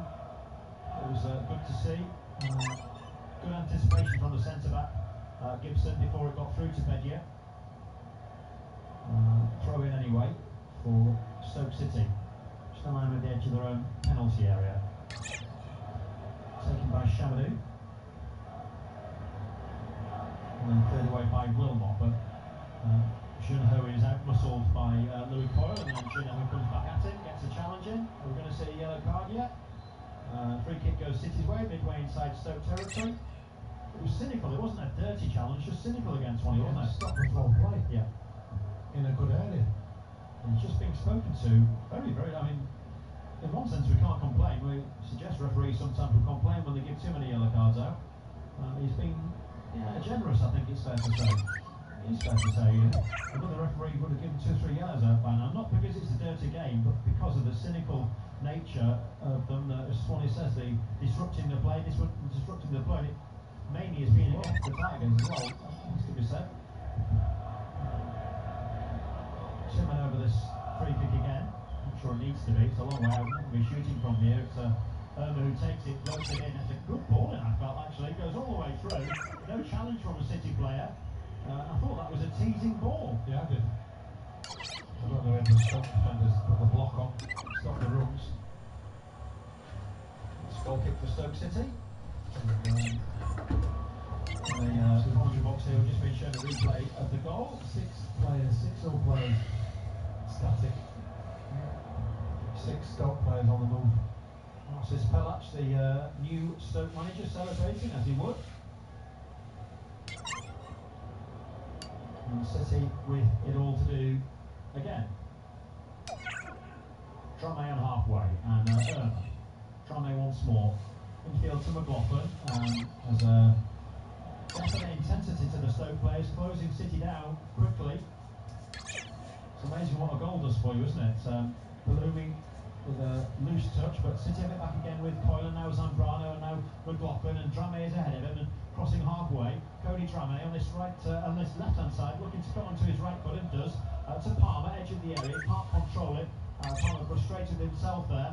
Manhoef almost getting away from McLaughlin, but McLaughlin dread the danger, and City have possession again, midway inside Stoke territory, with Abdou Serna, the 14-time Turkish international, back to Zambrano, playing in the holding midfield role. That's a Drame again on this near side, and Palmer receives the ball to feet and then into Abdou Sherma once more. Palmer again. Shows on this left-hand side and has a bit of space. Abdou Sherma, what can he do with this? Can he get the crossing? Yes, he can. It takes a little deflection. It's headed away. Palmer on the edge of the area for City. Trying to work a shooting opportunity. He's fouled there, surely by Berger. Nothing given. Referee allows play to continue. Shoulder to shoulder. Okay, fair enough. Here's Coyle low for City in possession once more. This inside Stoke territory. Coyle just slows it down and sees Balumi outside and doesn't want to use it. Plays it infield to Coyle on halfway. This inside the centre circle now. And once more it comes out to this left flank. This time it's Irma who picks the possession from McLaughlin. And now Casey Palmer again, wearing 45. City in black and amber stripes again tonight. Playing the ball forward to Drame. It wasn't a great ball. The challenge came in from Chamadou. Came off the legs of the unfortunate Drame, and it's a goal kick for Stoke City, who's played 37 minutes of this first half here at the Bet365 Stadium. The scoreline, if you're a City fan, is not a good one. It's Stoke City 1, Hull City 0. Yeah, Casey Palmer's got to do better with the pass. Like saying, the opportunity was there, just thread it through at the right pace. And then you're looking for Irma to get round the back. Like I say, get that ball whipped in first time, but it's the second time now he's possibly under his pass, or like I played it too close to the Stoke defender to get something on it. But decent game. It is, and City is still in it, very much so.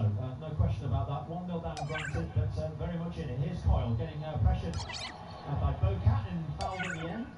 And Coyle frustrated with the referee, but plays the ball quickly. Malin with the cross, and that takes, well, it's kind of a deflection off Chamadou. I think he actually knew what he was doing, to be fair to him. Yeah. Plays out for a corner kick for City. I thought it deflected off it rather than being an intentional clearance. In fairness to him, I think it was in the end. But City have a corner kick anyway. Casey Palmer comes out to this near side, and Balumi also, the City left-hand side. Palmer leaves it for Balumi. Palmer just wandering away, maybe wants the short one, does get the short one. Palmer plays it towards the byline and Irma. A challenge comes in on Abdou Sherma, and it'll be another corner kick for City. The two same protagonists go across to Balumi once more, and we play short to Palmer again. We saw this, what was it, 16, 17 corners in the last game, and the majority of them short. Nothing came of any of them, frankly. It's short again. Goal from them. Here's Palmer, edge of the area. Drame with a shot, takes a deflection and goes out for a corner kick off the captain, Gibson. This time away on the far side for City. You're right, it did, two goals came from City corners. You're absolutely right, unfortunately. I wasn't being facetious when I said that. City didn't create anything. I'm not saying. Anyway, another corner kick for City to do something with. This one is going to be played into the box, I think. It's going to be Balumi, I think, on his left foot. It's a little bit of a daisy cutter towards the near post. Coyle was going after it. Not sure if that was the intention or just a poor corner kick, Swanee. I haven't quite worked that one out yet. Don't say much working out. Don't think it was the best goal on the lab. Tried getting in there and picking the best touch on either. Coyle trying to get a touch on it. Didn't have a lot to work with, actually. But anyway, Stoke in possession. High ball up towards Kumas. Little flick header from him. Manhu, those two combining well. Manhu in possession. Approaching the edge of the area. They do look dangerous, yeah, absolutely. And those two, particularly, Kumas and Manhu. Kumas finds Manhu, tries the shot, was never on from there, blocked by Zambrano. Chamadou, though, edge of the area. His cross goes into the edge of the area. Tom Cannon can't really control it. And Malin brings it away. Now it's Zambrano, now it's Coyle in the right back role for City. We did wonder whether he and Drame might swap, but it is Drame at left back and Coyle at right back tonight, and it's the aforementioned Drame in possession now. Just doing all right halfway. He is absolutely good forward positions as well. Yeah, he's an athlete. Saying that. Yeah, looks like he's pulled a muscle in his back, but he does just as he played it. You're absolutely right. Here's Balumi though, far side for City, putting onto his left foot again. Plays it short to Coyle. First time ball in from the City captain, not a good one, and cleared away easily. And Coyle will pick up the pieces, and Drame will just keep an eye on him. He might be in a bit of trouble. He's absolutely right. I saw the same thing, Swanee. He plays the ball. Yeah. I was saying what an athlete he wasn't. He is an athlete, no question. He gets up and down really well, but he just felt something there as he played a short ball. He's in possession again now, though. Maybe we can run him off. Plays it back to McLaughlin on halfway. McLaughlin looking for options, doesn't find too many. Manhurst is just closing him down and not giving him too many actions. Abdou Sherma has come into the left back position, plays a 1-2 with Palmer. With a lovely cross on, almost lovely cross, just intercepted. It looked delightful, to be honest, but didn't quite get to the intended man, and that's super from Manhurst. Just rolls away from McLaughlin.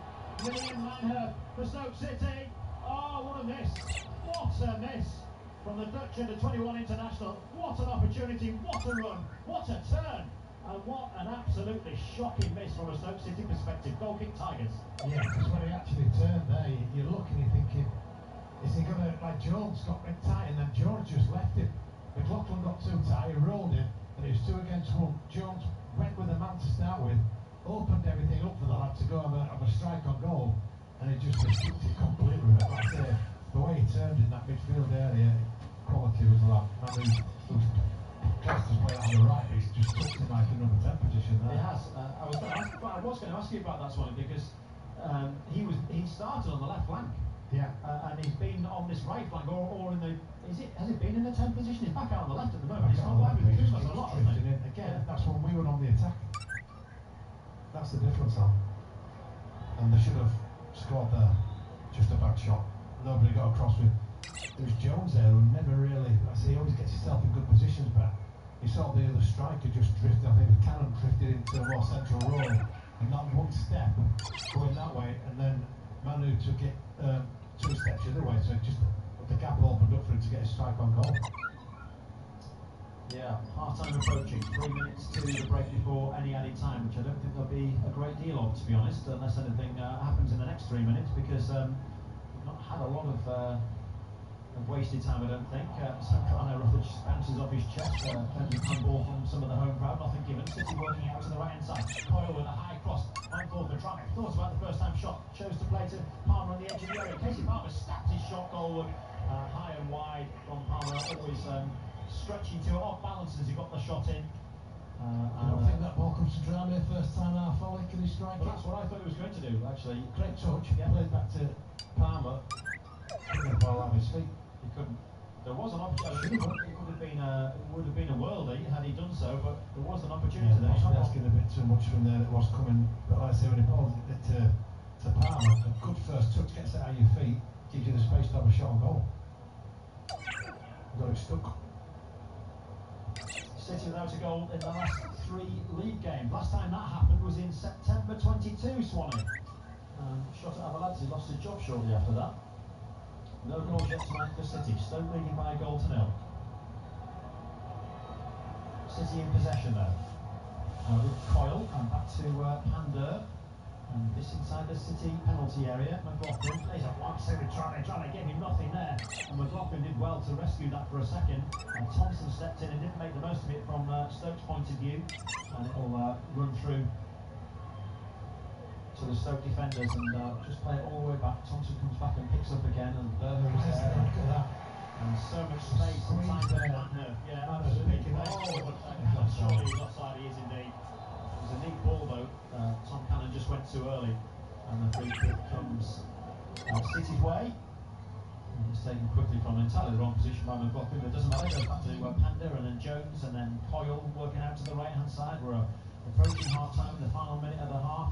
Before any added time, Coyle infield to Jones. Jones sees an option for Irma on this near side. It was a decent ball. Irma just makes it back for Shamadou and wins possession. He still has possession, but Shamadou's right at him. Abdou Sherman plays it back to Drame, just deep inside Stoke territory. And now it's back with McLaughlin, midway inside the Stoke half, and now Palmer out towards Irma again on this left-hand side. Irma cuts infield. Rather overruns it, but still has possession. Now it's with Zambrano. Now Jones for City. Ballooney on that far side, angle the box, City right-hand side. Ballooney surely will come into his left foot. Yes, he does. Now here's Coyle, following the edge of the area, tries a shot, tries a chip, tries to catch out Johansson. Doesn't work. Goal kick for Stoke City. 1 minute of added time at the end of the first half. Peter Swan. All in slow motion, that one. Even the shot was in slow motion. Coyle didn't believe in himself to pull the trigger there. Should have with pace, he just smashed it with his left foot, which we've seen him do before. But that one just like floated and no belief. Well, we're seeing a close-up of the City manager. I think he was gesticulating to his captain there to rev them all up, get him going. And well, that's the opportunity that Louis Coyle and the other senior members of the City team, and indeed, of course, the manager and his coaching team will have the chance to do at half-time. It approaches City are trailing by 1-0, and it's Eric Bocat on that far side for Stoke in possession to Bae Jun-ho, the South Korean. back to Bocat, and Jones almost made a bit of a hash of that, almost running it out for a corner kick, didn't in the end. On the throw, in fact, in the end, it came off Bocat last. Liverpool will take the throw in, and I think it will be just about the last action of the first half. Indeed, he doesn't even get the chance to take the throw. So a lively half, not boring. I promise you it wouldn't be boring, and it certainly hasn't been that, but it hasn't been successful from a Hull City perspective either. Almost went a goal down in the first minute. In fact, in the first 20 seconds, Swanee, I think it was Drame with a mistake, giving an opportunity for Stoke, which they couldn't capitalise on. There were one or two other rips in the City defence, which gave Stoke half chances. In fairness, a couple at the other end as well. But the goal coming in the half-hour mark. Corner kick from Beijing-Ho. Well, we talked about the City defence being static from set pieces, and the Stoke attackers, as it were, moving and getting the jump on City, and that's exactly what happened. Wilmot chasing through, flicked header, didn't need to get a great deal of power on it because the power came from the ball coming across. No City player within a yard or three of him. Eva Panda, no chance with it. There was plenty of power on the header in the end, generated by the corner kick, I suspect. But anyway, it doesn't matter. It was a goal for Stoke City.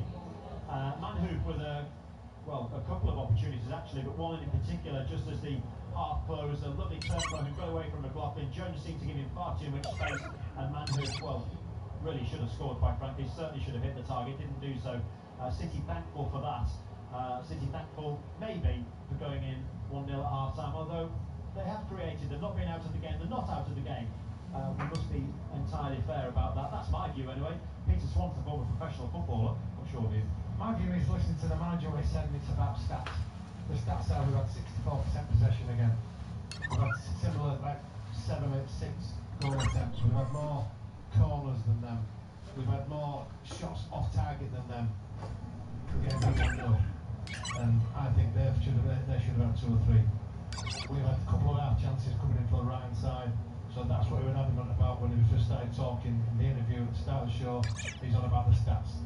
Means nothing if you're 1-0 down. They look probably slightly better than us. We're still in the game by a long way. Probably the best I've seen them play. I would say that. It's the best not saying the best team we've come up against by a long way, but it's the best probably performance we've had. Like I said, on this left hand side, Drame looks half decent. He's got himself in good positions. We probably have more crosses than them, but we've not really had a clear-cut shot. We're not seeing the whites of the keeper's eyes where we could open up and look like we're in the game, where the amount of times they've had probably 3 or 4 great opportunities to score more than 1 goal. But we're 1-0 down because of the manager's tactics, because of the set pieces, how we set the set pieces up, how we set the zonal marking up. I don't like to see that, and like I say, teams can exploit that by being on the move, coming into it. It was a great finish by the way. We got across the first defender and they glanced ahead. I'm not taking that away from him, but if someone stays with him or gets a block on him, that doesn't happen. But they're still in the game. Will they be happy with that? Obviously, he won't be happy with 1-0 down. But for me, when I listen to him, he sees a different game completely to me. So we'll have to wait and see what he says after. But there's still another half, and we've still got a lot of football to be played. There is second half commentary to come, but it's half time here at the Bet 365. The scoreline reads Stoke City 1, Hull City 0. Thank you, Swanee. Thank you, Alex. Not a great 45 minutes, certainly when it comes to the scoreline for Hull City fans tonight. Corner kick for Stoke City, playing left to right in this first half from the Stoke left-hand side. Should with it, and a quick header, and that's the only goal for Stoke City. Straight off the training ground, great routine from a Stoke City point of view, a super goal as well. No chance for the goalkeeper, I don't think. Wilmot with the header, and that's the early goal for Stoke City. Bang on half an hour here. It's Stoke City 1, Hull City 0. And that is how the game is at half-time. Second half commentary to come here on BBC Radio Humberside on 95.9 FM and Freeview Channel 713 with Alex Burgess and former Hull City defender Peter Swan. Swanee's thoughts on the way soon. Not too many games around actually in football this evening. In fact, Hull City's game at Stoke is the only game in the top 4 divisions. Elsewhere, it's the English Women's Super League. It's restarted this evening as well. Chelsea have a 1-0 lead over Aston Villa well into added time at the end of that game. Chelsea 1, Aston Villa 0. And in Rugby League, your other commentary tonight is Hull Kingston Rovers against Leeds. Remember, a Robins win will see them finish second in the Super League's final round of games this weekend. And at half-time at Craven Park, it's Hull Kingston Rovers 10, the Leeds Rhinos 10. Elsewhere in Rugby League tonight in Super League, again at half-time, Lee Leopards 12, St Helens 0, and Warrington Wolves 26, the London Broncos 0. Weekend mornings from 10. Sean Dunderdale. Last time I saw you visited Grantham, and I was handed a wad of cash and asked to go get your pizzas from you as a crew. Yummy, join us with the pizzas. Not just deliver them, you've got to sit down with us. Amazing experience. I've been to Australia before. Very similar to Cleethorpes. I will say that. In the Rivers beaches. The toilets are safe for Cleethorpes, aren't they? Very creepy crawly. As they go. I used to go on the beach, stay my lines, and sing out to the arts contemporary area. Apart from once I got a hump from a ship going past. Sean Dunderdale. Tomorrow morning from 10 on BBC Radio Humberside. BBC Radio Humberside, James with you for the half-time update across football this evening. Hull City 1-0 down at Stoke City. Pre-game live. BBC Radio Homicide Sports. It's been a whirlwind few weeks for Hull City's Casey Palmer, who started his first game for the Tigers against Stoke tonight. He signed, of course, on deadline day, made his debut from the bench against Leeds the following day, and then jetted off to play for Jamaica during the international break. I've been talking to Mike White about the Tigers' connection to a past reggae boy star and the chaotic start to his City career. Yeah, it's been obviously chaotic since deadline day, obviously signing deadline day, not knowing if obviously it'll go through in time or getting agreed, then playing the game in Ellen Road and then flying to Jamaica. So yeah, it's been quite chaotic. We'll talk about the Jamaican side of it in a second. Is that the first time you've been a deadline day signing? I didn't do my research on that, probably should have done. Have you been in that position before? Oh yeah, so yeah, a lot more goes into the whole process of a permanent deal, obviously a lot more long term. Put us into your position and what's it like? Deadline day, it's a permanent signing, you wait to find out what's it like, what are you doing on deadline day? To be fair, it was obviously got announced deadline day was the distance. I came up the night before, so I didn't get it till midnight. It was a bit of a strange one because I trained on Thursday with commentary, then I was waiting to see if it would obviously get done, and then by Friday morning I was training here, doing pictures, and then Saturday I was playing again. So it was a mental kind of 2-3 days, obviously, of not knowing what's going on, and obviously feeling a bit like up in the air of things, travelling and playing the game. Yeah, it was a bit of madness. What's that uncertainty like? It's kind of a weird feeling because you're kind of waiting by the phone, obviously not expecting the call to happen and hoping for things to go through, but you just obviously never know, so you can't get your hopes up. And you can't obviously pack properly knowing, so you're kind of packing thinking, I'm going to have to unpack in a few hours. You don't really know the situation, so obviously the agent's saying, make sure you're ready by the door because you've got 3 hours journey up to Hull. And then yeah, you're calling and it's like, okay, it's happening, and suddenly you're like, rushing around the house trying to get everything ready, and then, yeah. The life of a footballer. Literally, yeah. I won't be the only one. I won't be the last one either, to be fair. When were you first aware of the interest? Probably say the week, maybe the week before, deadline day-ish, roughly. But then obviously interest could lead to nothing right at the end of the day, you know what I mean, it's football. So yeah, then obviously tried to kind of pick up quite quickly the days closer to the visit. So did you try not to take too much notice of it until it became a bit more real then? Yeah, to be fair, I remember the days, obviously my age, I kind of say, don't tell me of every interest, you know what I mean? You might get a call from any club in the world, it could just end up being nothing, you know what I mean? So unless anything's like, to get to that point where you think it's actually going to happen, then kind of don't tell me, because it just put stuff in my head for no reason. So when I obviously got to the stage of, okay, this is a real possibility of actually happening, then kind of, yeah, the dialogue kind of started from there. So how was it sold to you? Obviously we had the initial contact, obviously being to the agent, would you still interested in this, what obviously the project and what they're saying, and then you have the phone calls with the manager and the sport director, and obviously yeah, all kind of accelerates quite quickly because of the time scale that we kind of had to obviously get over the line. So yeah, there was a lot of combos and it was all kind of like rapidly.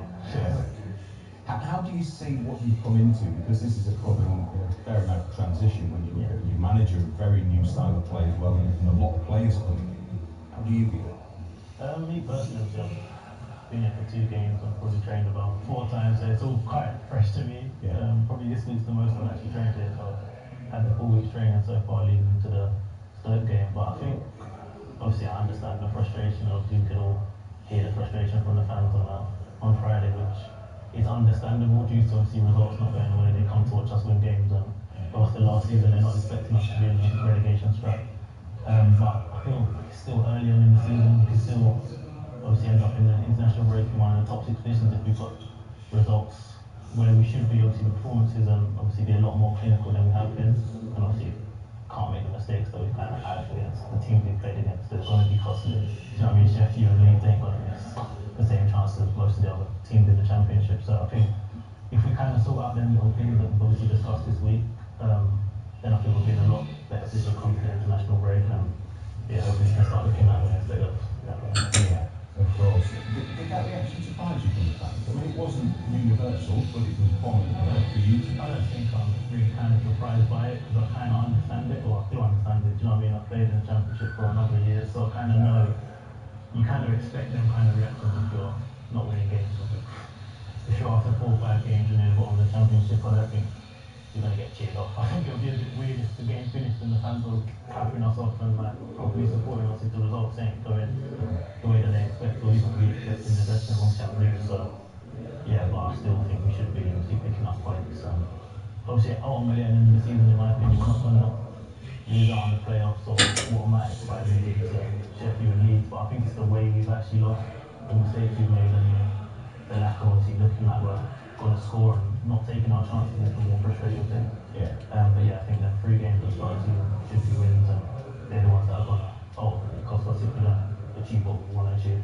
They're the ones you sometimes find yourself looking back on. I think so, yeah. Ultimately, I'm going to look back at Leeds and Sheffield and think, if we won that game. But the way they've gone, we probably could have got, or we should have got more points than we did. But I think it's turning the mistakes that we're actually making in games into obviously better decisions. So you said about conversations this week. How have those conversations gone? Yeah, I think obviously I spoke to her for a few times, which I haven't had the time to do. Other days that I've been in, because it's been obviously the day before a game, or obviously after the international break, I turned up on the day of the game. So it's been a lot more chilled this week, so I've actually had time to actually catch up. And yeah, I've kind of said my opinion is off my opinion, and obviously he's told me the principles of how he wants to play, which is obviously different to what I've ever played with before. His style of play and his philosophy, and everything like that's been obviously we sat down and actually gone through clips and what he expects from me and what obviously he expects from the rest of the team. What are you expecting from him and his style, and how you might fit into that? What are you seeing already? Just got to be brave on the ball. We have to take the ball in obviously areas where you're going to be under pressure, but it's ultimately about making the right decisions and knowing when to play forward, when to obviously keep position and shape and hold my weight for however he wants to play in that particular game. I think it obviously depends on the opposition, how they press. So yeah, we've gone through a lot of different things, and he's explained a lot of his obviously style of play and what he wants to do. So how challenging is his style of play? Yeah, I suppose it is challenging. It comes down to obviously bravery. That seems to be the key word. Yeah, I think I would say the way he plays, you're gonna have to be brave and trust your ability ultimately to be able to maneuver the ball and obviously handle the pressure of opposition players coming after you. But yeah, I think a lot of it's going to come down to us, and obviously going ahead in games will be a lot different to chasing a game. So if we're playing that brave style of play and 1-0 down, it's a lot different to being 1-0 up. Obviously the teams ain't going to press as much as they do, and obviously depending on the result, and obviously the pressure on the fans is going to be different if you're winning games, playing in a certain style, and obviously if you're not winning and playing risky, brave football. So where do you see yourself fitting into this, and what do you class as your best position? The way they're going to play is obviously with a deep midfield and 2 in front, so be obviously one of the 2 midfielders in front. So yeah, I'll say one of them too. Okay. What's the biggest strength that you bring to fans who maybe haven't seen a lot of you? What do you bring to the team? I'll say creativity and obviously being good in possession, which is a key factor for the manager, and obviously being brave enough to take the ball, and obviously if you lose the ball, have the bravery and courage to then take it again. That's kind of, I'd say, yeah, that's one of my strengths, obviously create a lot of chances and try and score a lot of goals. You you handled and answered that a lot quicker than some. Some players don't like that self-assessment question. Yeah, I don't, but over the years I kind of got used to it. That you have to answer them kind of tricky, awkward questions. But yeah, ultimately we just want to win games, and if I can help the team win games, then yeah, it's a success. There's quite a bit of competition, isn't there, in those sort of midfield and attacking areas as well. How do you see that? Yeah, I think it'll be worse if there weren't enough competition, and I knew I was going to play every week. Ultimately, it's different then, but yeah, the competition's good, the players are good, everyone's confident on the ball. So yeah, it's going to come down to obviously what the gap I think is the right free midfield to play on the day. So yeah. You mentioned Jamaica. I wanted to ask you about that. It kind of ties into you coming in. As you said, you arrived here midnight the day before deadline day. A sub-appearance against Leeds, then it's the international break. Have you got used to that now, or does it still take its toll? I don't think you can get used to it, to be fair. Obviously, you come back and the second game was in Honduras, so it ended up being 7 hours behind. So it was quite crazy, to be fair. So we played 3 a.m. Wednesday morning when I was playing Friday. So it was like, didn't sleep much the night before, didn't sleep much the Friday night, and then, yeah, it's just been chaos. But now I feel back to normal-ish with sleep, so yeah, all good. You might know this is a club that has a little bit of a history with the Reggae Boys, with Goodison and Theo Whitmore, who I think That was my debut on the field. Yeah. What's that been like? Yeah, to be fair, the media guy at Jamaica was telling me that obviously the heritage and who played and who's been involved from, obviously Hull and Jamaica and stuff like that. So yeah, it's quite interesting to see obviously the history of who's obviously played for both. Well, the Tigers can do with the spirit of Theodore Whitmore, I think, in this performance. Tonight's second half commentary, 1-0 down at Stoke. Your commentators, former player Swanee, Peter Swan, alongside Alex Burgess. Thank you, James. I suspect you're not wrong. Theo Whitmore, Ian Goodison tonight at Finn.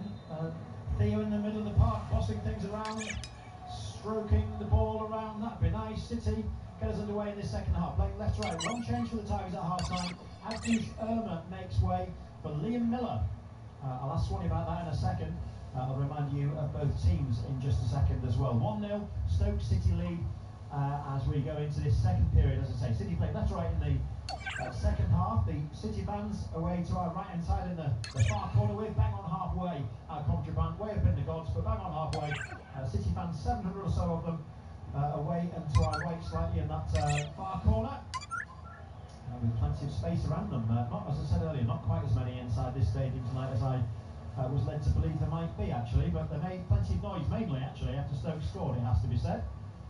Here is Liam Miller on the far side, combining with Casey Palmer, and Palmer makes a bit of a hash of that, and they'll go to play for a throw-in to Stoke City, who line up, making no changes at half-time. They line with Victor Hansen in goal, Junior Shabadoo, Ben Wilmot, the goal scorer, Ben Gibson, the captain, and Eric Bocat across the back line. Bayshun Ho, John Thompson, and Wouter Berger ostensibly in the midfield. And I say ostensibly because Million Manherb, who kind of started as a right winger, has been all over the shop in a good way from a Stoke point of view. Tom Cannon and Lewis Kumas. I'll give you the bench if it's appropriate. As we go along, and no changes from them at half time. The one change for City, Irma is withdrawn, and the man to come on to replace him is Liam Miller. So City with Ivo Panda in goal, Cody Traoré in left back, Louis Polovay the captain of course, Sean McLaughlin and Alfie Jones the 2 centre backs. Oscar Zambrano, the sitting midfielder, Marvin Mayer and Casey Palmer ahead of him. Mohamed Baloumi on one flank, the right flank, and Liam Miller now on the left with Chris Pedger up front for City. The remaining bench, Carl Rushworth, Brian Giles, Finn Burns, Xavier Simons, Stephen Alzate, Regan Slater, Abu Kamara and Mason Burstow as City have possession just inside their own half with the captain Coyle. Back with the former Southampton man, Alfie Jones. Signed a new contract, long-term contract last year.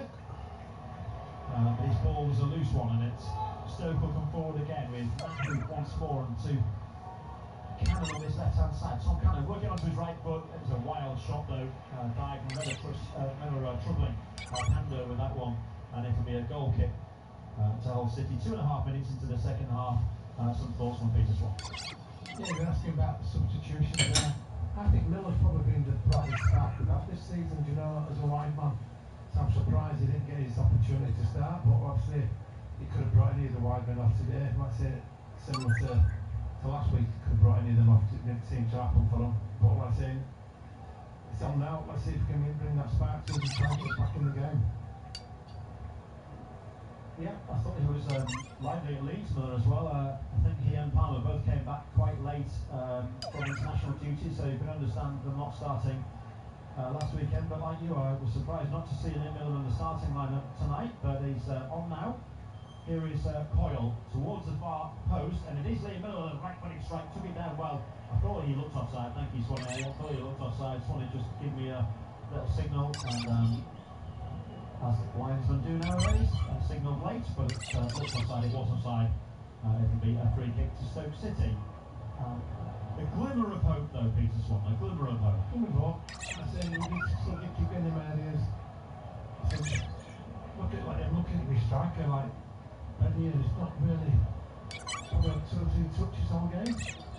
Yeah, he's not got involved, Swanee. Is that some responsibility on his shoulders, or is he just not having any service? If I'm up there, I'm not going to touch it. You automatically want to get involved. You drift back into areas to try and just get a touch, just try and get that feel of it.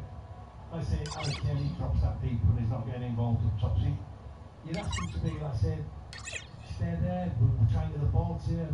Stay disciplined with it, but sometimes you can't help yourself. I'm watching him now and he's got a chance to make a decent move in. Miller's on the break, left-hand side. Cross come shot, what was that? I'm not sure.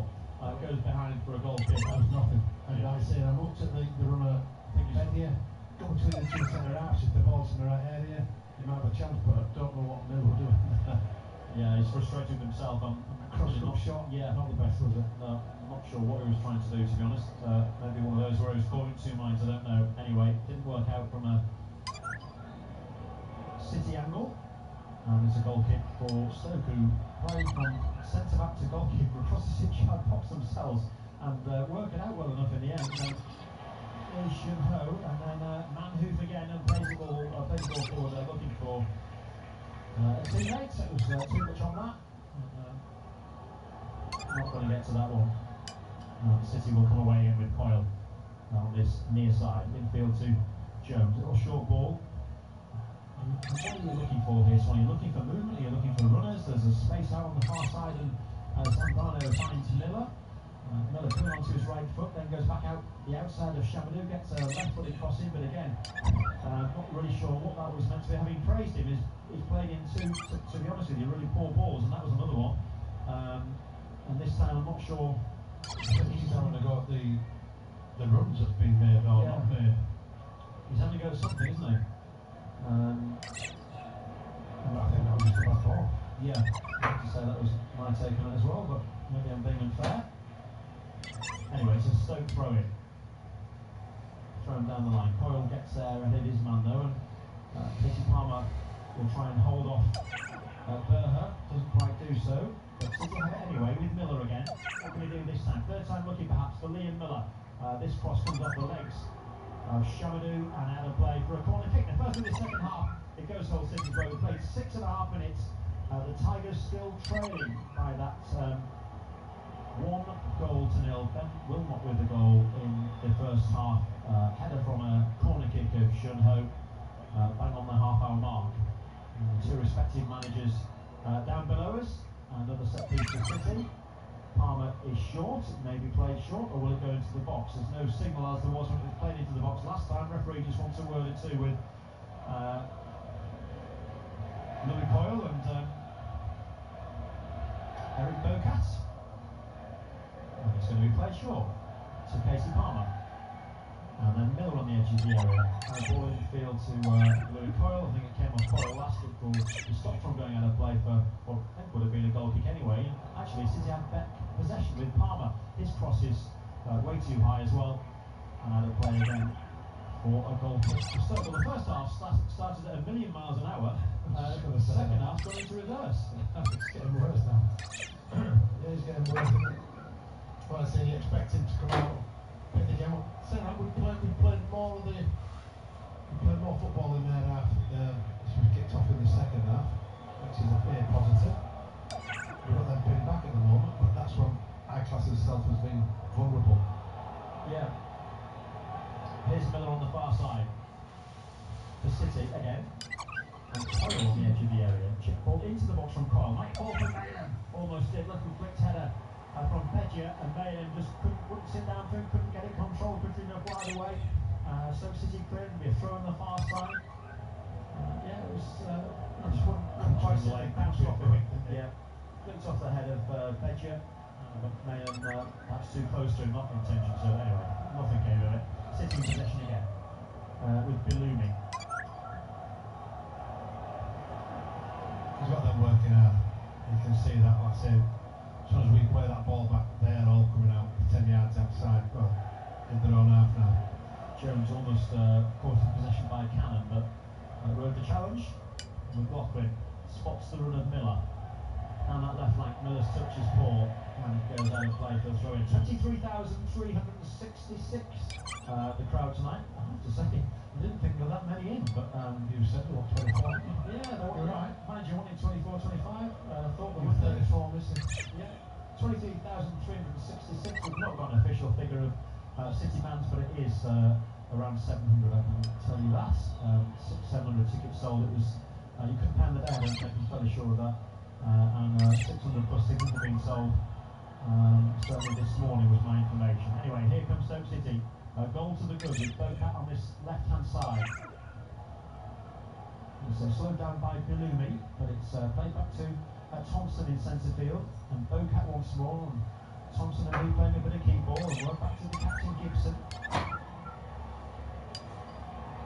And Gibson put under a bit of pressure and lays it all the way back to his keeper Johansson, nephew of Steve Gibson, the Middlesbrough chairman, Ben Gibson, if I remember that right. Had a varied footballing career in taking in Middlesbrough and one or two others. Norwich, I'm just looking at the pitch, one is spotted. There's an injury to a City player. We'll look at that in a second. Bocat's in possession meanwhile. Gibson, well, the referee is urging the Stoke players to hang on. In fact, telling them to hang on. That's what's hurt. We'll get a bit of trick there.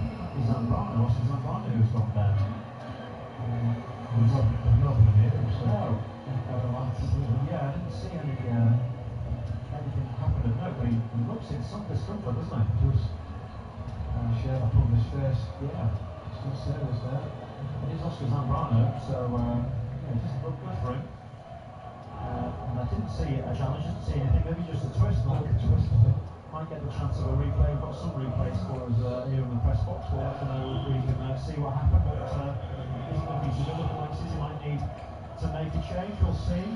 There's a signal might be Xavier Simons who might come on. We'll have a look. There are options on the bench for City, of course. I'll give them to you. Because Oscar Zambrano's he's gone up for a header and just landed awkward. Right. The bench available to City would have one change made by Tim Bolter already, of course, at half-time. Burma made way for Liam Miller. The remainder of the bench, Ryan Giles, Linton, Xavier Simon, Stephen Alzati, Regan Slater, Abu Kamara and Mason Burstow. We are going to see a substitution, I think. I don't think Zambrano is going to continue. In fact, we might see a double substitution. Because I can see Regan Slater getting changed down below us as well. So he's going to come on. He was a doubt before the game. You may have heard in the interview with Mike White, Tim Bolter mentioning that he had a slight shoulder problem. He was injured in training. Wasn't sure if he'd be able to be involved tonight. Clearly he is. So Regan Slater is going to come on one more. I think it may be Xavier Simon, just trying to catch a glimpse of him. Down below, so there'll be a double change for City. Zambrano is indeed going to come off. He's really struggling. It looks like his hip's one, his right hip perhaps. They're doing his knee, they were tests on his knee. Well, maybe it's just the way he's walking, he was holding his hip, but maybe that's just holding his hip. Yeah, it does, but we'll see. And it is Xavier Simons. So a double substitution to come. Xavier Simons, the straight swap for Oscar Zambrano. And we'll see who is going to come on. We know who's going to come on for Regan Slater. Who's going to replace Marvin Malin is the answer to that question. So, Slater, City's one-time player of the season, won all the awards a couple of seasons ago for the Tigers. Not been involved as much as I'm sure he would like so far this season, but he comes on to replace Marvin Balaam, who of course City signed from Bundesliga 2. The chairman saying that was a specific signing, the only specific signing I think of Tim Walter, one he asked for specifically and got. The others very much a group decision from the brains team, as the Tigers chairman calls it. The brains team. Brains team, yeah. Group of former players and the director of football de facto, Barry Pardo, and one or two others at City. And they call the transfer decisions are approved by the coach. So they go looking for the players. It's quite a lot of clubs working nowadays.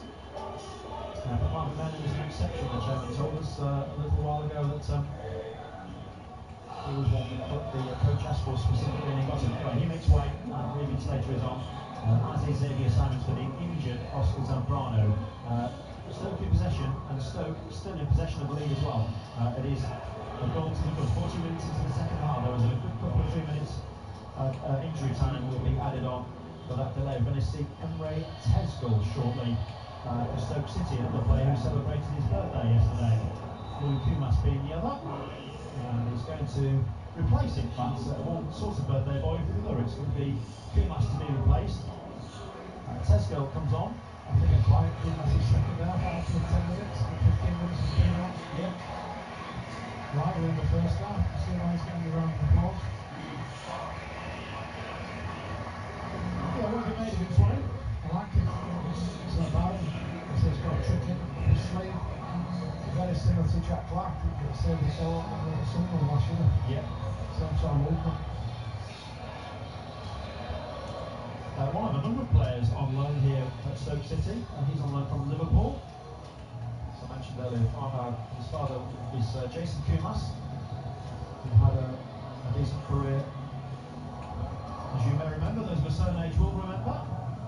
Anyway, he goes off, and Tezgol is the man who comes on, who may play as a winger. Is more of a striker than a winger, I think, Tezgol, but we'll have a look at him and see where he goes on.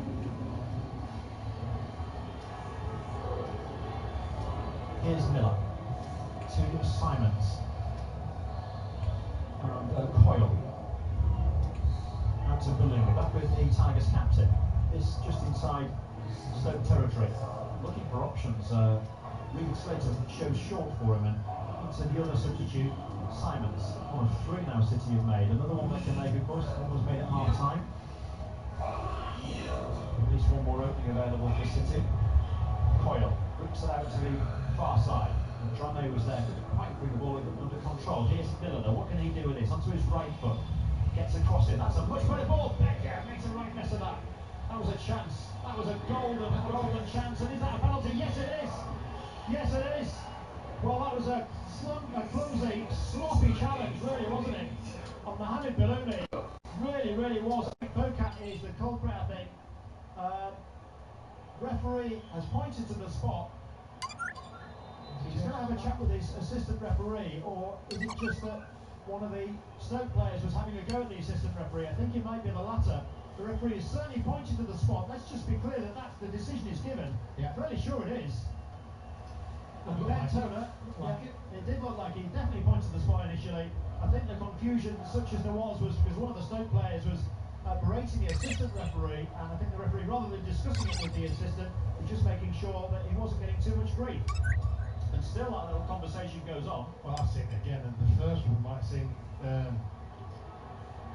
well, it was a real chance. Messi had gone for his first chance was in the air, and he had his shirt pulled back, and on the way on, he definitely got his foot across the blatant penalty. Does that mean City can have 2 penalties? 2 penalties. The missed first one, they get another goal. I shouldn't say that.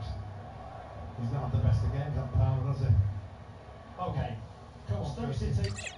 Stoke City leading by a goal to 0. Casey Palmer will take this penalty kick for the Tigers, playing his 201st championship game. Casey Palmer then, with a penalty. The City fans away to his left-hand side. If he scores, it's parity. Johansson in goal. Bounces up and down on his line and saves. But Palmer scores for City.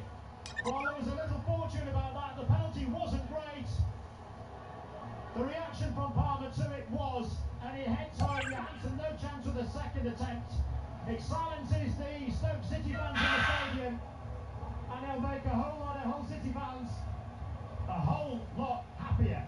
We played for almost 90 minutes of the second half here. It's Stoke City 1, Hull City 1. Yeah, not the best penalty, but the keeper parried it back into the area where Palmer is forward in, kept his composure, headed it down, gets himself back in the game. Like I say, we was creeping back in, we was playing in there half more in the second half. We said, can we take on and get the full 3 points and start the season going? If you happen to see the Arsenal save on the penalty last night against Atalanta, David Raya with the save, the similarities were right there. Raya diving to his right just as Johansson did, and the only difference was the header was saved by Raya on the second attempt. Not so here. Palmer's header was true. Johansson didn't get to it, and City are level. And some relief, I'm sure, for the City fans, some relief, I'm sure, for the City players, and some relief, I'm sure, for the Tigers manager, Tim Bolton, down below us. Yeah, he needs that, doesn't it? Let's give us that lift. That second half, like I say, we have started, it was a scrappy start to it, but we've looked the best out of this scrappy too, to be fair. Like I say, it's definite 100% penalty, and it gives us that bit of belief now. Can we go on and get over? City break away again. Ballooning on this right-hand side. Thought about going inside, then back out on his right-hand side, then came back on his left again. Gets the cross. It wasn't a great one. Blocked and turned away, and then Junho again with a blatant shove in the back of Louis Coyle. Coyle gets away from him once. The referee now gives the free kick against Louis Coyle. And that's not like Louis there, because Louis normally goes to ground there, and the referee just saw the nudge, and Louis was going to tumble. I expected him to tumble. I looked straight at the referee, and put his whistle to his mouth to give a free kick, and then Louis keeps on his feet and then tries to get the challenge back on, and the referee straight away gives it the other way. Yeah, strange one actually. I thought Junho would have been penalised for what I thought was a clear shot in the back again, and Coyle in the first place. Coyle recovered and did well. Anyway, decision goes against City. It will be a free kick for the home side, deep inside their own territory. Goalkeeper will come out and take it. Right footed high into the night sky here.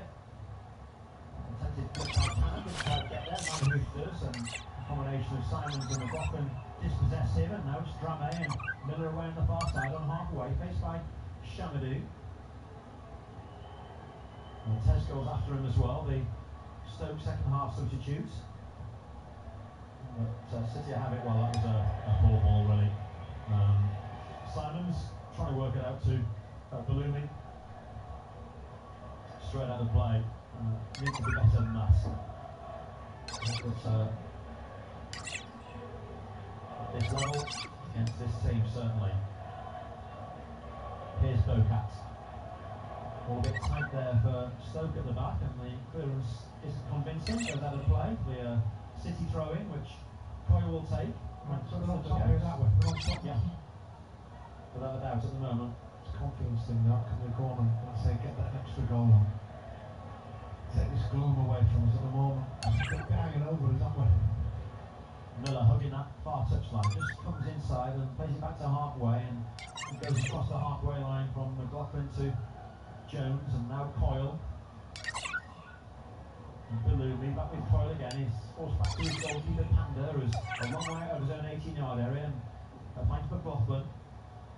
And way to the far side from whence it came originally to Miller. And Drame plays a little 1-2 with him, but the return ball from Miller, he and Drame on different wavelengths, and it's given away. Stoke City have possession again, away in the right-hand side. Now Drame has some defending to do. A little ball stabbed forward, it's well defended by McLaughlin. Read that really well. Matt Hooper was trying to get on the end of it. McLaughlin had to be sure on the challenge and was. It to be thrown to Stoke City. Midway or so, nothing further forward than that, inside the Tigers' half. Stoke right-hand side, 1-1 the scoreline. 22.5 minutes of the second half play. Here's Junho. Another nice turn away from, this time, Jones. And McLaughlin in the first half, it was Jones this time. Manhood on the edge of the area. A shot might come in, angle shot. Didn't even hit the timing of nothing. Actually, that was a chance.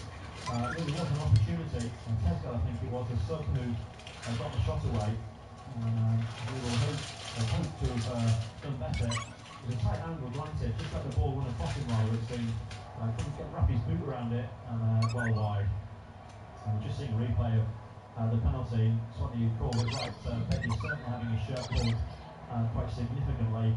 And then the second challenge on Balumi would have been a penalty in itself. Not sure which one it was given for, Swanee, actually, but I thought Becky got it all wrong. I said in commentary I thought he got it all wrong, and he had, but it was because his shirt was being pulled as he was in the air.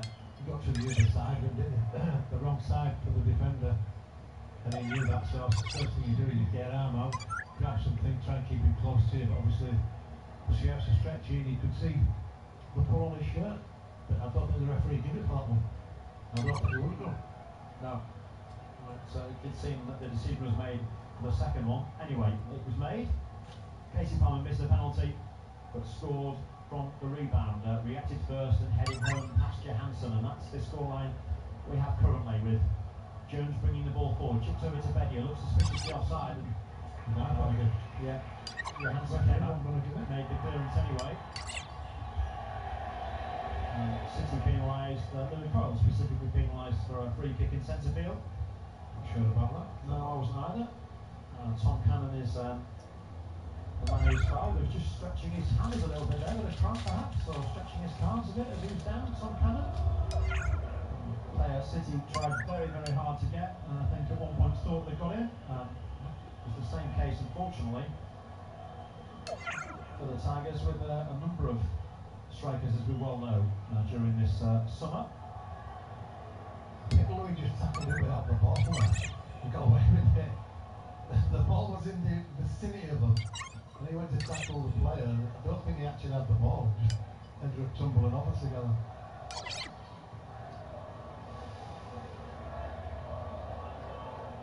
Gibson heads forward, all a bit scrappy at the moment. Here's Jun Ho for the home side. Field to Berger. And Manhu, who was trying to roll Palmer and almost did. Berger again. Out to Test on the right hand side. He's faced by Drame. Cross comes in. Pando will gather. It was a meat and drink for the keeper. And just rolls out early to Xavier Simons. Just got that way. Yeah. Ball into Palmer. Didn't give him a lot, to be honest. Two Stoke players in between him, and in the end he's out-muscled his Palmer. It's not a great ball from Simons, so expecting a lot of him. Here's Jim Ho again. Home crowd just getting a little bit frustrated. I feel that they've lost their energy, mate. Like I said, they've worked way too hard on and off out of possession. And I just feel like they're dipped. Thompson in centre field to Junho. Back with Thompson again. Left footed to Manhurst. There's lots of space on this left hand side. Eric Bocat has possession. Balumi comes across. Bocat when the cross hits, whips cross in. Shamadou picks up the City clearance. Thompson's going to try one from distance. He's blocked by Simons. It will fall to a red and white shirt though. And still the home team in possession. A bit of prolonged possession this from Stoke City. Manhurst receiving the ball from Berger. Now Bocat. Balumi faces him. Back with Berger again. Giants of a man in centre field, back to Berger. Now Wilmot, the goal scorer, brings it forward and plays it square to Shamadou and Tesco. And a little 1-2 there, looking for Tesco from Wilmot again, but two are trying from the big centre back, and it'll run through for a goal kick for City once more. 27 minutes played almost in the second period, 1-1. Goal in the first half from Wilmot as Coyle is passed back to his centre-back. McLaughlin was almost intercepted. Like heart-attack football, it was giving Swanee one there for a second. Raking ball out to this right-hand side. City in possession with Mohamed Balumi to Coyle on the edge of the area. Little big ball perhaps from him. No, little plays a 1-2 with Slater instead. Back out to Balumi once more. City happy to be patient with this. Balumi tries to cross with his right foot. Comes off Bocat, the defender, and out for another corner kick for City. Yeah, you're not about to think, by the way. Was it Plymouth away where he smashed one with his left foot into the top corner? That was there, it was there. Set for him again. Turned it down. He's got a good left foot, Louis. Poor dribble, man. Two men at the City corner again. Balloon is one of them, and Palmer is the other. He's played short to Palmer once more. Now edge of the area is Regan Slater. Shot will come in from Drame, just wide. That was a decent strike from Cody Drame. He's good well, Drame. I like what I've seen of him today. I say, that one there is controlled inside his foot with a bit of bend on it. Put it only a yard wide of the left post. Keeper maybe getting there, but only just. That was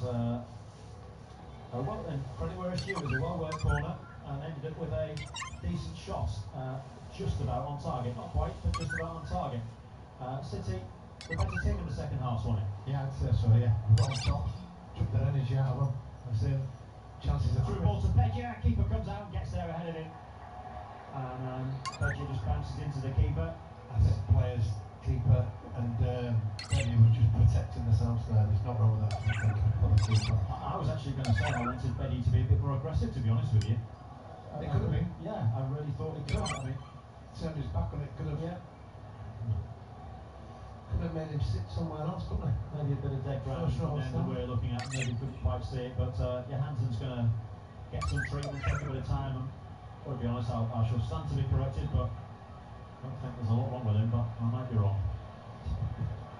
Well, I've got to cover myself in case I am. But, it looks to me like a bit of time wasting, but then again, it's one apiece and Stoke are at home, so perhaps I'm wrong with that one. Anyway, you're going to get some treatment for Johansson. Don't forget you can get your calls, your texts, your emails in to run through until 10:30 tonight. All of the after-match reaction here, and of course from the Hull KR game as well. You can call us 08066 5959, 08066 5959.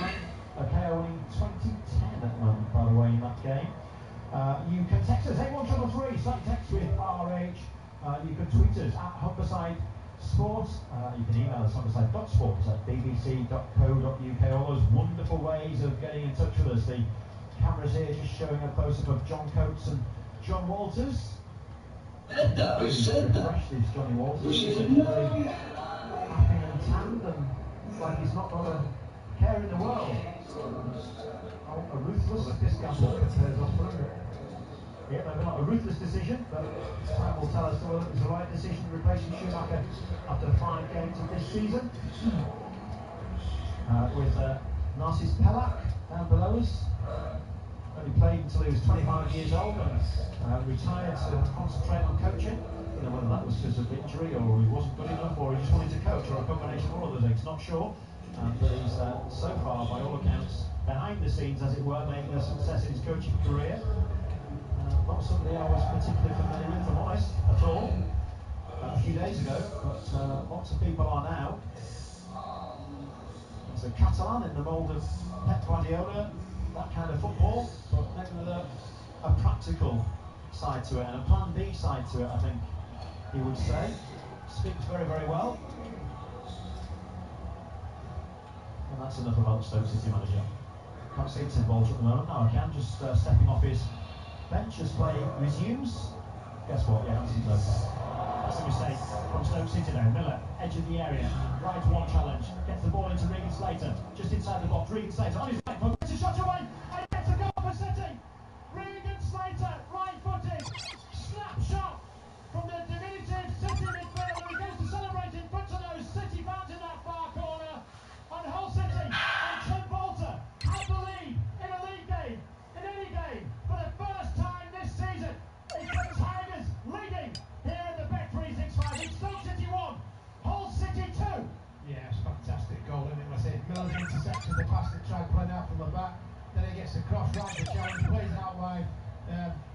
Slater, and he looks, he has an overlapping run on the outside of him. I'm looking through where the overlapping run was. I think it was Bloomy there. And as he made that run, the defender slightly went with him, which opened the gate for Slater to open the left foot and smash it iron right into the keeper's top left. Fantastic bit of footwork there, caught with his right foot. First touch is left, second touch right foot, top corner. Fantastic finish. Turn balls are like that one. Feel that we're getting on top. Well, well, well. What a turner. Stoke City took the lead in the first half. Went in at half-time, a goal to the good. City got a penalty, missed it. Casey Palmer scored the rebound, and Regan Slater with a cracking goal. And City might have another opportunity here. Slater again, inside the area, right footed strike. Block this time. Slater again with a challenge. This time Johansson has to come and gather in front of Begia.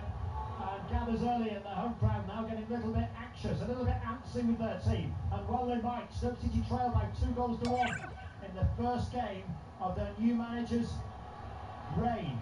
Big decision from Stoke. City have the lead at the moment. An away game at Stoke City, we've banged on about enough. It's never an easy place to come, and it's not done yet by any means, but City, as we speak, have the lead with 12 minutes before any added time. There will be a bit of added time. We've had a couple of stoppages in this second period, so there will be a good bit of added time at the end of the 90 minutes. Here's Panda for City, just takes his time and gathers and rolls it out to McLaughlin. McLaughlin strides forward. Finds Drame, who's impressed at left back today for City. And Miller, a second half sub. And Palmer. And then Miller again on the left flank, approaching the edge of the area, left hand side, the Stoke area that is. Drame once more, and Palmer. And Miller. Palmer goes on the run. Palmer will get to this first, will he? Yes, he does. Breaks into the box. Casey Palmer gets across it, takes a deflection, and that's what it looks like it might have done. It has, takes a deflection off the keeper. I'm not sure if the keeper got the last touch. I'm not sure if Benji got the last touch. What I am sure of is that City have three. City have the lead here, and Hull City have got to put a goal down to lead by 3 goals to 0. Well, yeah, fantastic bit of blood down the left-hand side, won it by Palmer. As in, he came in there, I think he just took a gamble, which, fair enough, it's in the right area. He's cut it down the left-hand side, but things opened up. I say you can hear the fans booing, but he's gone there, rode the first challenge, it could have been a penalty, smashed it across. I think he took a deflection off one of the Stoke players, and the keeper then found it onto the post and it just trickled over the line. But okay, we're on top, get the momentum, to score when you're on top. That's exactly what we're going to do. Yes, thank you, Swanee. It is 3-1. I was getting overexcited. And I was getting a bit excited because the Stoke fans around us were not very happy with me because I was a bit loud for them, and they weren't happy that the team had just conceded again. Since when have you been bothered, Alex? I've never been bothered by that, but it does seem to happen quite a lot. Anyway, City lead by 3 goals to 1 here at the Bet365. Who would have thought that? Well, Tim Bolter will probably tell you that he thought that, but not too many other people did. I can absolutely guarantee you that. City lead by 3 goals to 1. Another substitution being made by the home side, and Tatsuki Seko is going to come on to make his debut. I couldn't just see who was gone. Swanee will have a look for it in a second for me. But City lead by 3 goals to 1. The ball coming off Johansson last, then you didn't get a touch on it. And Michael Rose has come on as well. Shamadou and Jordan Thompson, the 2 men to be replaced. So Palmer, I'm sure, will try and claim it. It was his cross-come shot, but head goes an goal. Yeah, I think it will. It comes an goal to Johansson, I'm sure it will. Yeah. 3-1. City lead here at the Bet365. Yeah, I did feel like the energy had gone out of Stoke. They put a lot of hard work in early stage of the game, and Miller gets to the bar line, crosses behind the goal. Not a great one again. It was just pressure in defence. Struggled to keep up. You could feel like we weren't getting on top. We've got the penalty, which was just rewarded, which is the right decision to make. And then I say, you felt then we've got here. Can we go on and make something happen? And I say, the lads, we've done exactly what's happened to us. Like I said, we've pressed and they've made mistakes trying to play out from the back. And they've been caught out. And today, we punished them.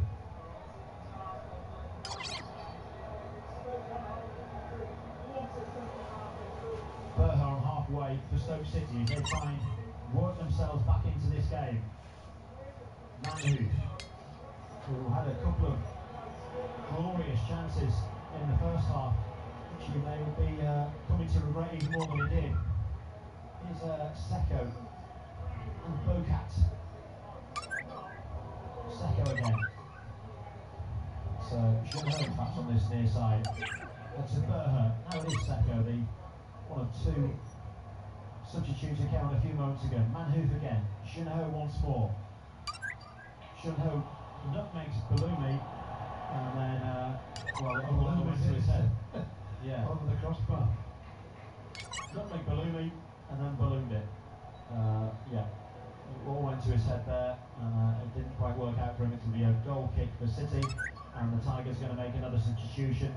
Casey Palmer is going to the man who will make way, and Finn Burns will come on to replace him. Defensive-minded substitution, I suspect, Swanee, but also probably bearing in mind that, as we heard, if you listen to the interviews with Casey Palmer earlier in the show. He's had an awful lot of troubling in him in the last week or so.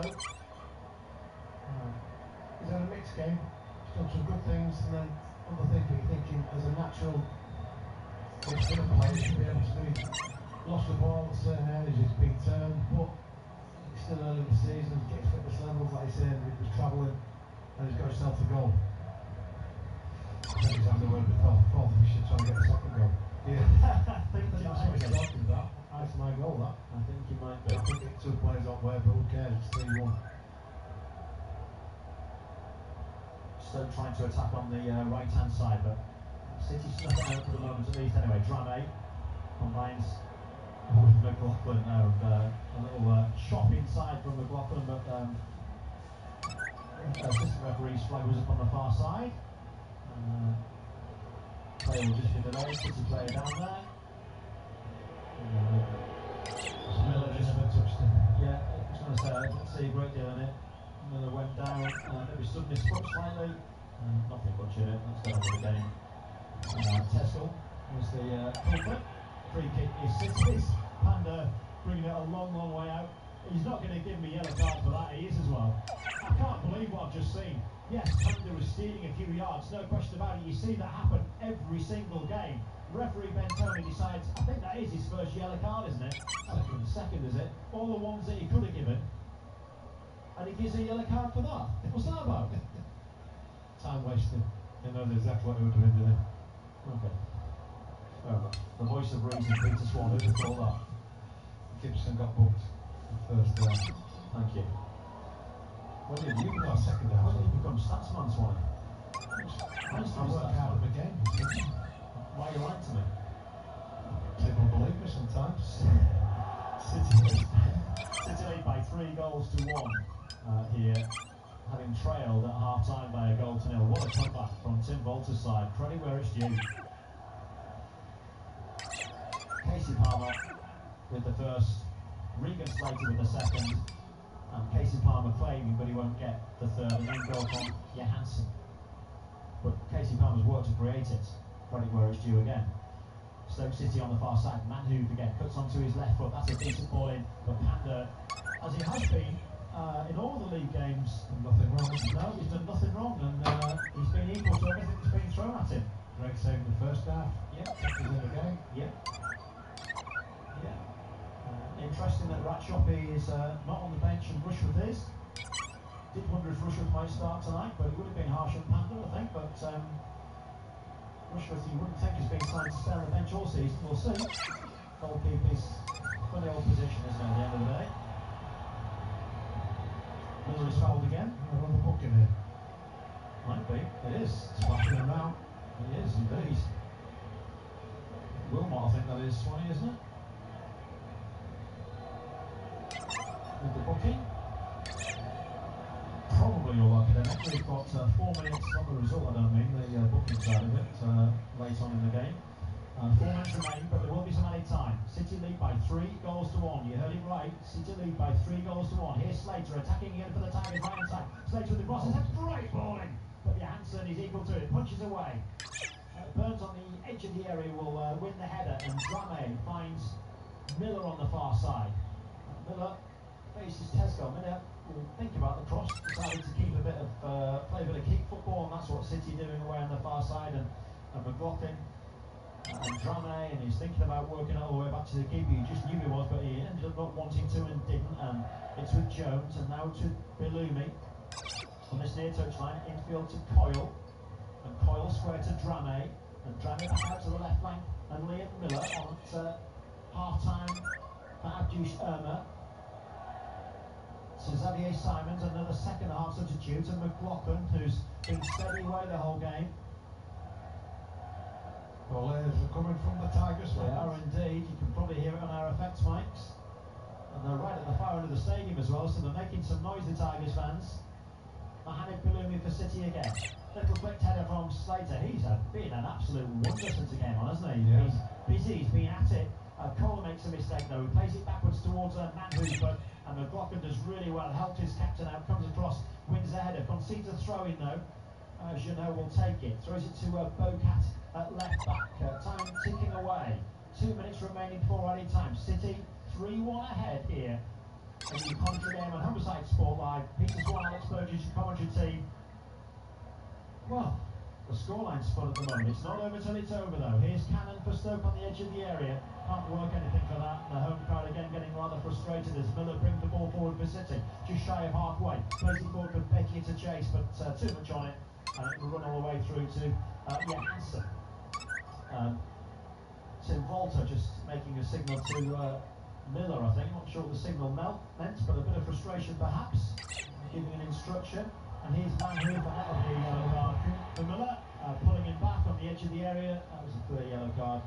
Miller just acknowledges that to the referee, and it'll be a free kick to Stoke City in the dying embers of the game. Danger position, they're pulling, edge of the area, right of centre of Stoke would look at it. Yes, a dangerous position. That's the one that the practice and training from this area. This is enough time to get the ball up and down. Very similar to what we had in the first half. And I think Casey put over the crossbar of Casey Palmer. Yeah, Junho and Manhu over it, I think. Million Manhu. I think he's only 17 years old still, you know. He's only a young man. Which under 21 internationals are mentioned. Shaping up on his left foot. Junho might fancy it on his right, but Manhu would be the more obvious one. It is Manhu, left foot in over the top of the bar. And watched it sail over the top. Not troubling the keeper there. Frustration for Stoke City. Frustration for Pack, the new manager. Not so for the whole City manager tonight. I'm sure, being the perfectionist he is, there's plenty of things he'll be frustrated with still. But if it remains like this, we're going to have 6 minutes of added time at the announced in a moment, by the way. 6 or 9, Alex. 9. Goodness me, Swanee. Good spot. Good spot. 9 minutes of added time. Wow. Where have we got 9 minutes from? We've gone back 2 seasons, haven't we? Where we used to get 9 and 10 minutes. I certainly could have expected 6, but not 9. Gosh, we're going to see another couple of Stoke subs in a minute. We're going to see Emma Stevens and Niall Ennis introduced in a moment. 9 minutes of added time, I can't believe that. City lead by 3 goals to 1, and there's work to be done yet. There's definitely work to be done yet for Hull City. Stoke, though, certainly said it a couple of times. They do look tired, don't they? They've worked very, very hard. Yes, we've just ground it down and become the better team and more energetic in this second half. And we took us chances when they've come, which is important. Yeah. Here's Coyle on this near side. He's dispossessed by Cannon, almost was, and Junho wins a throw off him. Thought about taking it quickly, changed his mind, and Junho frustrated with his teammates there, I think. But it's going to be a substitution. That's why the delay was made. So Bocat is one of the players coming off, Eric Bocat. And the other man to come off is Tom Cannon, who I have to say has not had the best of games. Ender Stevens will come on to replace Bocat at left back. Straight swap there, I think. And Niall Ennis, a striker in his own right, will come on to replace Tom Cannon up front. What have you made of Tom Cannon's one? Nothing. Not really to comment, really. No, I'm being involved, is it? No, I can't argue with that. What he has done, he hasn't done particularly well. Still a quality player, no question, but he's not really shown it tonight. Stoke in possession still, with the captain.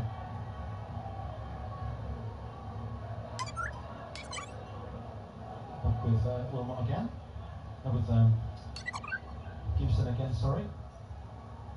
Looking for Stevens, but across comes Coyle to win the header, and Belugi with a clear pull on Junho. Is he going to get a yellow card for that? No, he's not. Clear foul though, just putting the shirt with Junho and made the most of it. Yellow card. Would you have start like that? Yes, indeed. 5-a-side, wasn't it? Yeah. Well, we didn't get one that time. Couldn't have started in the first half. There's been worse ones in first half than what we've seen in second. Couldn't argue with that. Here's Junho. Thought about shooting from his point of view. Probably should have been. Didn't make much of the pass. City didn't make much of the clearance, so I think Byrne give that away. Ender Stevens with the cross, experienced defender, playing full-back tonight. City made the clearance though. Johansson, as I mentioned, Swedish international, ex of Rotherham last season, comes out, score of an own goal. City's third. Louis Coyle will just watch that flighted ball through and chest it down to his goalkeeper, Igor Panda. He'll take his time over it and pick it up in the end when he has to and just bring it forward and play it out from the back. We'll have all of the match reaction to come. We're on until 10:30 tonight. We'll do our very best to get you Tim Volter on before 10:30. The 9 minutes of added time hasn't helped that one. You can get your calls, your texts, your emails, your tweets, your whatever else. Text in through to us. Vouter with an air shot, almost taken advantage of by Slater in centre field. Couldn't do so there. Stoke will break forward. That was Junho, and now Manhoove again on the edge of the area. Kind of working onto his left foot for a shot. Couldn't play it. Across to Seko. Tesco didn't make anything of it. Sorry, Swanee. Great defending again. Yeah, it was. Closing them down, working hard. Yeah. Fitness coming to the fore, perhaps. They have worked into them. Yeah. Tim Volter has worked his squad very, very hard in terms of fitness in the early part of the season. Here's Ender Stevens, though. Get across it. Dangerous ball in. Cleared away by City. Volter with a rather lashed shot from the edge of the area. Then Seko with a rather more cultured one in one sense, but not in the sense from his point of view, well wide. Bounces away, and Panda comes to have a chat with McLaughlin just to waste a few seconds of time. One of the Stoke players goes to play ball boy. We played 4 minutes of the 9 that referee Ben Toner added on, and we're going to see Mason Burstow coming on for City for the last few minutes, I suspect, for Chris Bedia. He's walking towards the touchline. He should know better than to do that. He should be walking away from the touchline to waste a bit more time. Chris will tell you about the championship a bit later in English football, but anyway, he's being far too nice. I told you he struck me as a nice guy. Anyway, he's run his course, comes off. He looks cream cracker, doesn't he? He really does. Not really being effective, has it? Yeah.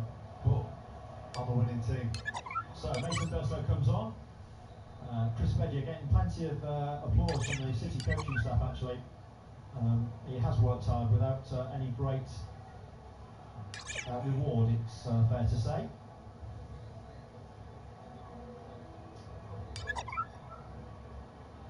And Louis Coyle will take this throw in for City. Bang on halfway.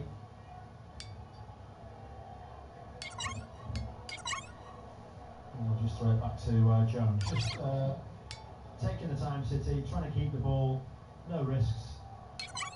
3-1 would be more than happy with. It's Tim Volter's first win as City manager if it remains like this. First time this team has been in the lead this season. And maybe a turning point. Maybe early to say that. Maybe a turning point. Maybe some of his tactics, some of his messages to his players are getting through. Ender Stevens tries to get across and he's blocked by Coyle. We talked a lot at the start of the show about the time it would take to assimilate 16 new players, maybe 17 if João Pedro joins, as is being reported. A whole new system, a whole new style, and a whole new team.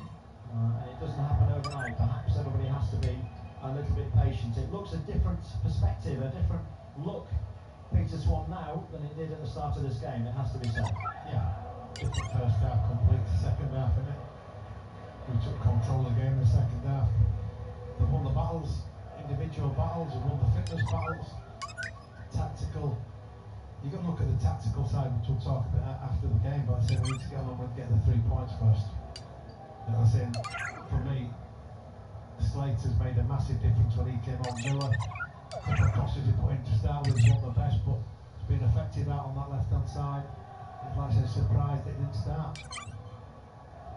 Berger with a long diagonal ball, but it won't find the intended target man who Panda will watch him run out of play. Take the goal kick, but take an age of time over it. If you possibly can. Get your calls, your texts, your emails into us. James Hogarth is back in the studio, holding fort until 10:30. We'll do our very best, as I've said, to get your reaction from Tim Volter before then. It's going to be a bit tight, but I'll do my best for you. You can call us 08000 665959, 08000 665959. Your thoughts on City tonight? Did you expect a 3-1 win at the Bet365 Stadium? Because that is likely what you're going to get. Tell James all about it. Were you wrong about Tim Volter? Is it too early? Is it a great performance tonight? Well, I tell you, it is. 3-1 at Stoke is a great performance any night. You can text us. Cite your text RH and send it to 81333. 81333, starting with RH. You can tweet us at Humberside Sport. You can email us, humberside.sport bbc.co.uk. Tweet us at Homicide Sport, email us homicide.sport@bbc.co.uk. All ways to get in touch and have your say on all things City, and indeed all things on Hull KR, who've been playing tonight as well on our other frequencies, and they've won tonight, so Swanee is telling me. Good on them.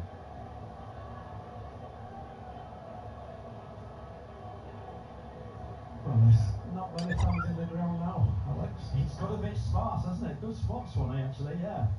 City fans haven't gone anywhere, but you're absolutely right. Plenty of Stoke fans have decided it's cold out there, it's windy on the hill, which this stadium is built right on the top of, and it's time for bed, or a quick pint in the pub, whichever it may be. 23,366 in the stadium tonight, 700 or so. There wasn't. City fans was it? 366 now. Indeed, yeah, significantly less. We're almost at the end of the 9 minutes of added time that referee Bentona decided we needed to have. City 3-1 to the good. Stoke in possession, but going nowhere fast at the moment. Berger in midfield, works it out to Ender Stevens again on this near side. It's faced by Balumi. Cross comes in from Stevens in the end. Slater, who's made such a difference since he came on, just steps into the middle there, takes possession, takes the ball away, and listen to that. That's how to quiet a crowd. A brand new manager, lots of brand new hope, and booms ring out around the Bet365 for the Stoke team and the Stoke players at the end of a game against Hull City. And the Tigers fans, we can see them away to our right hand side, right in that corner. I can see flags waving, I can see hands clapping, and the City fans, the Hull City fans, are absolutely delighted, and well they might be. A 3-1 victory here tonight. Not many people, let's be honest, expected that. Did you? Not sure I did, and not sure Peter Swan did, but Tim Walter has worked a little mini miracle here tonight. Credit to him, credit to the City players. It's gone the Tigers' way. It didn't look that way in the first half, you have to say, because Stoke probably the better team, and certainly the winning team at half-time. They went in a goal to the good. Junho with a corner kick, and Wilmot meeting it. Flicked header, plenty of power on it, plenty of power on the cross. No chance for Panda. Man who had a couple of chances, one a clear-cut chance in the first half for Stoke as well. Second half, Miller came on for Irma at half-time. A flurry of other substitutions from both sides actually in the second period, as you'd expect. City getting a penalty to get back into the game, though Palmer missed it, but he headed out the rebound. That made it one apiece. Slater, one of those substitutes that I mentioned coming on, with great work in the 18-yard area. Great finish from Regan Slater. That made it 2-1. And then Casey Palmer with a cross from the left-hand side came into the legs of the keeper, Johansson, couldn't keep it out of the goal. Bounced over the line, just over the line. It will go down as an own goal. City won't care about that. It's been a heck of a game, and it's Tim Bolter's first win as Hull City manager. Yeah, it's a great 3 points as well. Like I say, we wouldn't have thought that after the first half. I think it's going to take a lot of fans convincing the way he plays, myself included. I didn't see that performance coming, but I think what I did see is the work rate, the fitness levels, which we outrun Stoke in that second half. They looked more alive, they got to their second balls quicker, they looked alert, the movement. And like I say, we worked them, and where we used to make the mistakes, or we had made mistakes, we forced them into making mistakes today, where I can't really remember a mistake, probably the first 30 seconds, where they had an opportunity, a mistake at the back. I think it was Drame coming out who got caught with it. That's the only mistake we've made, where before we've been punished and we've made mistake after mistake in games previous. Today there's no mistakes. I didn't see as centre halves and as fullbacks going into advanced areas as much and getting exploited in areas with back gaps we've been leaving today. Is that something different he might have brought in today? But I'm just thinking the main part of it is the work rate, the fitness levels, and when we got in certain areas today, we actually made it count, which is what we've been looking for. Can he be consistently doing that week in, week out? We'll have to see. Is it a one-off? We'll have to see, but it's a great start, and let's move on from here. Oh, what a night! What a night at the Bet365 stadium. The City fans still celebrating in that far corner, and well they might. It's finished here. Stoke City 1. Listen to this. Hull City 3. Well, that first half performance from Leeds was as good as I've seen. So, you know, Hull can't to get over that, to get this one over the line, and to do it to 26 16, you know, in the last minute or so. And he's got that consolation try. You know, it was still a good result when you haven't played that well yourself. You know, so it's still a good result when you're looking at it in that respect. But okay, I would have wanted to have taken a better performance into that week's rest. So you know, there's still plenty to think about, isn't there, with the prospects of who's coming up. So yeah, I mean, it's still a great result for the season to finish second, though, James. I mean, and that can't be underestimated from where the team's come from. Back to you shortly here on BBC Radio Homicide. What a night for Hull Kingston Rovers fans to celebrate, and also what a night for Hull City fans. After being 1-0 down at half-time, some second half for the Tigers. All I need to say is that City have jumped from third bottom to 13th place. That as a result of a 3-1 win at Stoke City tonight. We'll get the considered thoughts of Swanee shortly, but we'll just see if he's caught his breath yet. Swanee, some second half there for the Tigers. Yeah, it was a great second half. So like I say, the manager was proud of that. Like I said, he's come across how he wants his team to play. I saw it slightly differently. I didn't see, like I say, the wide men and I said that the full-backs, sorry, the wide men, I mean the centre halves pushing into wide areas, which we see McLaughlin playing left wing or pushing forward into the midfield and leaving gaps. I didn't see that much today, which I don't know if it's something he's tweaked. What I didn't like is like the set pieces, how the market set pieces where they're just picking areas up like a zonal area. That's easy to attack against, so we got punished for the first goal. But the second half, we just consistently worked out, we worked off the feet, and they were out on the feet at the end. Like I say, that's down to the fitness levels, and then it's can we make it count when we get the opportunities. And we got into good positions, made it count, and I'm delighted because there's a lot of pressure on him. A lot of the pressure. Like I said, I'm still not convinced the way he wants to play. Well, he has played apart from today that it's going to work, but like I say, it's worked tonight. Just hope it's not a one-off and we can, like I say, get on a run really and get the players to believe in how he wants them to play. But I did see it slightly different today. I didn't see as many gaps, and one thing I didn't see was mistakes being made and like getting punished for them. Back to you shortly, Swanee, here on BBC Radio Homicide. It's now after 10 o'clock here on BBC Radio Homicide Sport. Let's bring you the story of the night. BBC Radio Homicide Sport. Friday night. I did say if the results went positively, then it's probably going to be a good night and a good weekend for Hull City and Hull Kingston Rovers fans.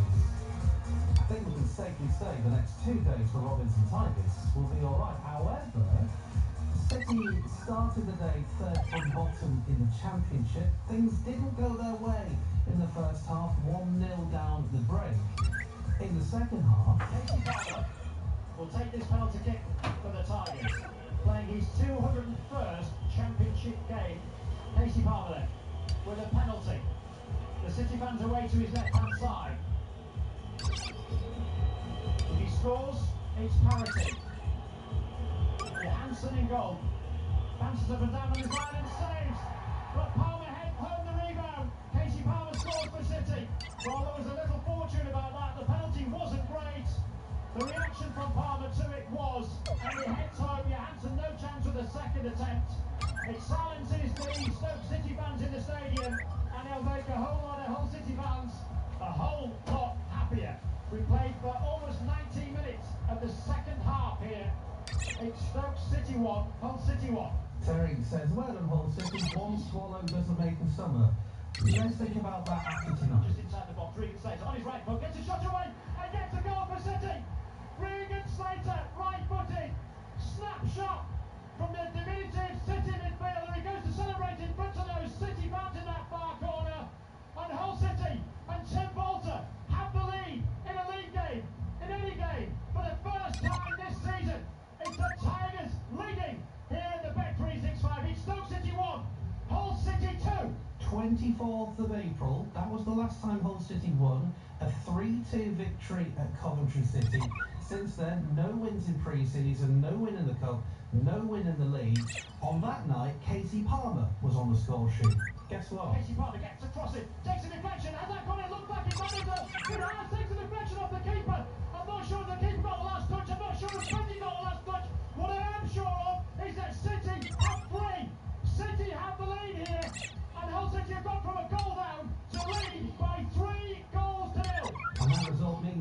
that city, the Tigers have been lifted out of the relegation zone and into 13th place in the Championship. Wendy is a Rovers fan, says so proud of you all, enjoy the rest and see you at the playoffs. That Wendy is a very happy person and a very happy Rovers fan tonight. All Rovers had to do this evening was beat Leeds to ensure second spot. Parcel's through! Parcel will score! And Hull Kingston Rovers break the deadlock. As far as their points are concerned, it's 4 points apiece. And that will settle a few nerves. Matt Parcel slides through. And all of a sudden, that nervous energy Nick Pinkney that had overcome Craven Park dissipates just slightly. Rovers are back, their first points of the evening. Goodness me, we've only played just over 20 minutes, but with Warrington leading and such high stakes, the nerves set in pretty sharp, but Matt Parcel has settled them. He scored Rovers first, it's 4 points apiece. Here's Lewis on the last.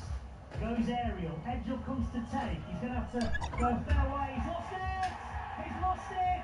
And Hull Kingston Rovers could very well have scored here. Hiku chasing the lost cause, slides in, Jack Smith will send it to the video referee, and he says on the field, it's a try, and is it a little fortuitous maybe by Hull Kingston Rovers, but you'd also argue as well that that was a very, very decent kick from Mikey Lewis.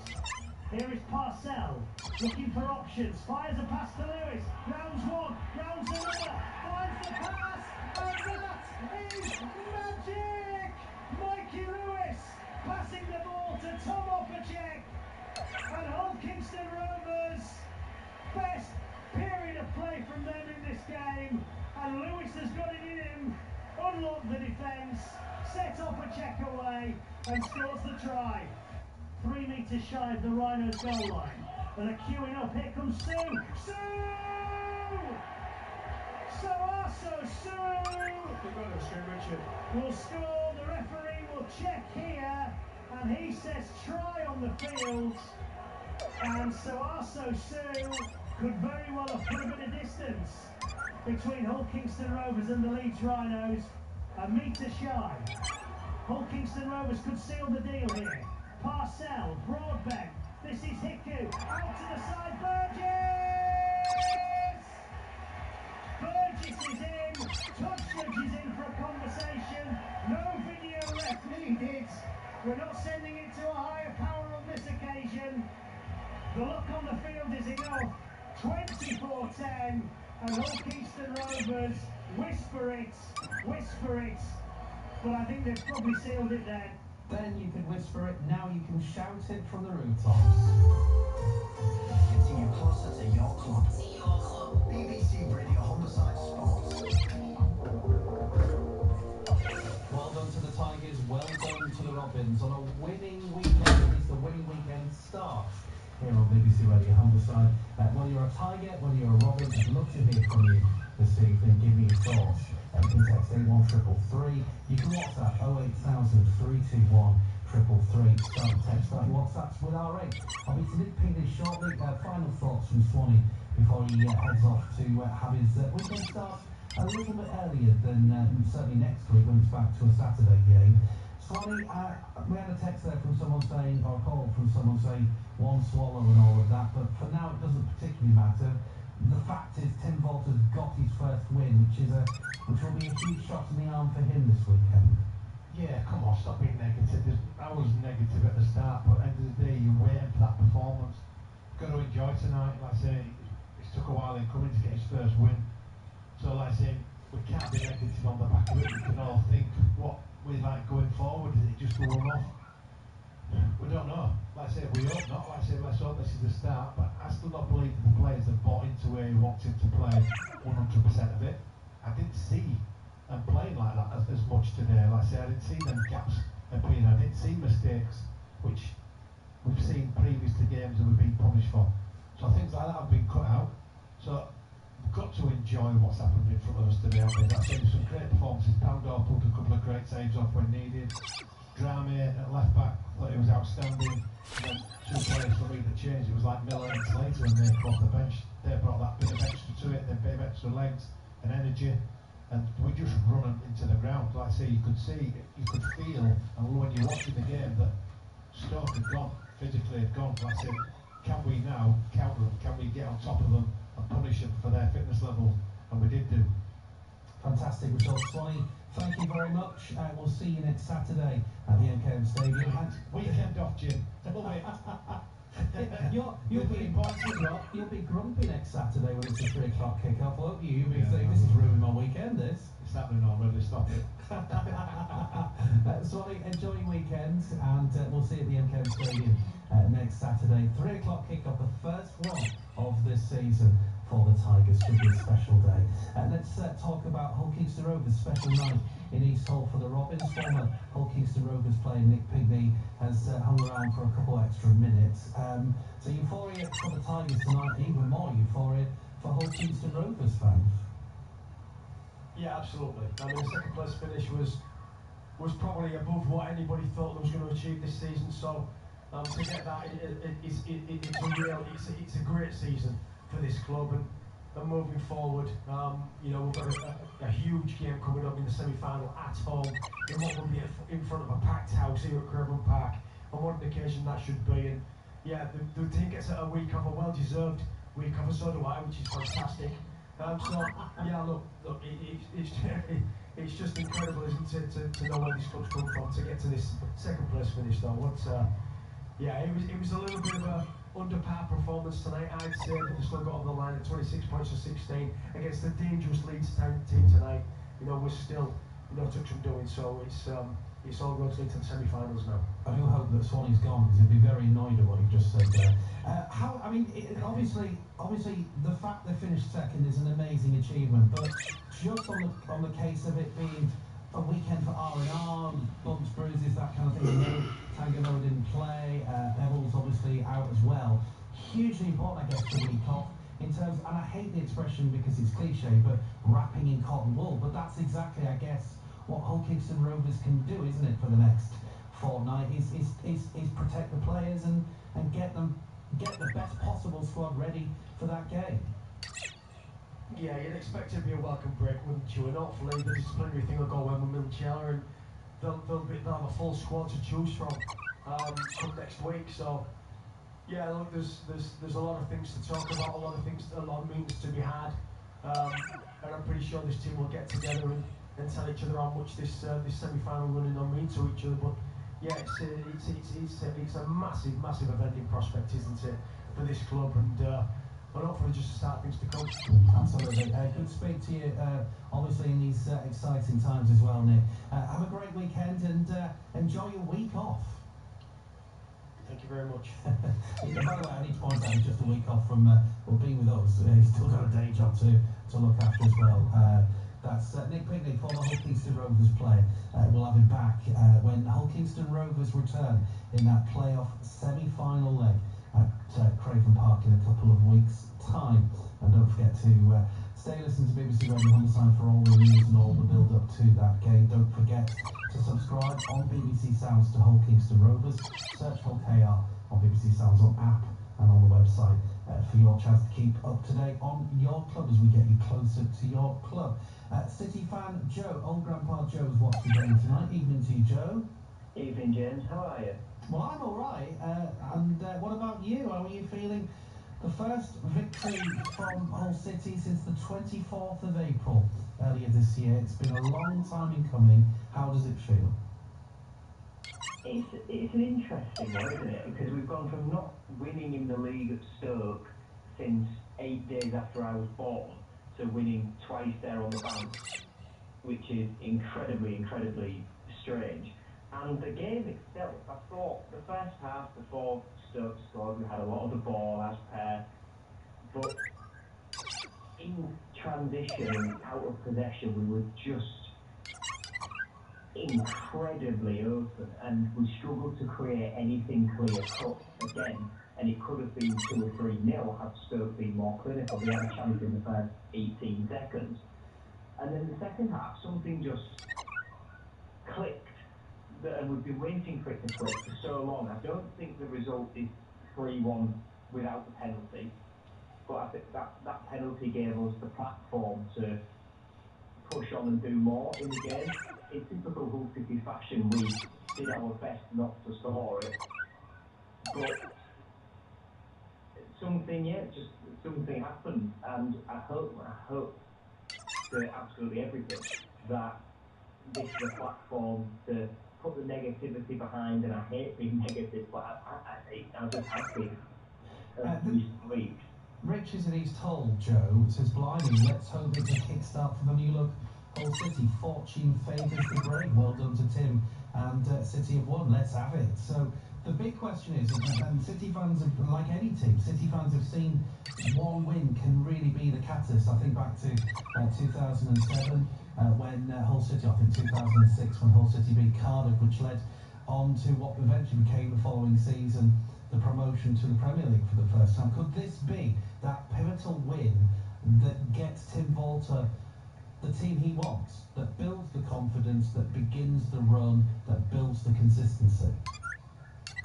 Potentially, because you look at who we play next week, it's Cardiff, who at the moment are bottom of the table, yet to win, and we're coming off the back of this massive high, going away to Stoke, where our record is really, really poor, and getting ourselves a result, coming into a winning position, having been behind again. And whether Cardiff will make a managerial change in between their game against Leeds tomorrow and when we play them, that's still to be seen. But it's a great opportunity at home on what's going to be a special celebratory 120th anniversary game to kick on and to show at home that we can play the sort of football we did in the second half. Because when we got the ball into the box and made chances, lo and behold, we scored some goals. And, you know, Falumi looked bright. There was a moment in the game where he just tried to be too technical and do a bit on his own in the second half, where he had Casey Palmer square and Miller at the back post and just neglected the cross. So that was another chance there. But Casey Palmer looked brilliant. Liam Miller came on, did really well. I still think we struggled to get Chris Badir into the game, unfortunately.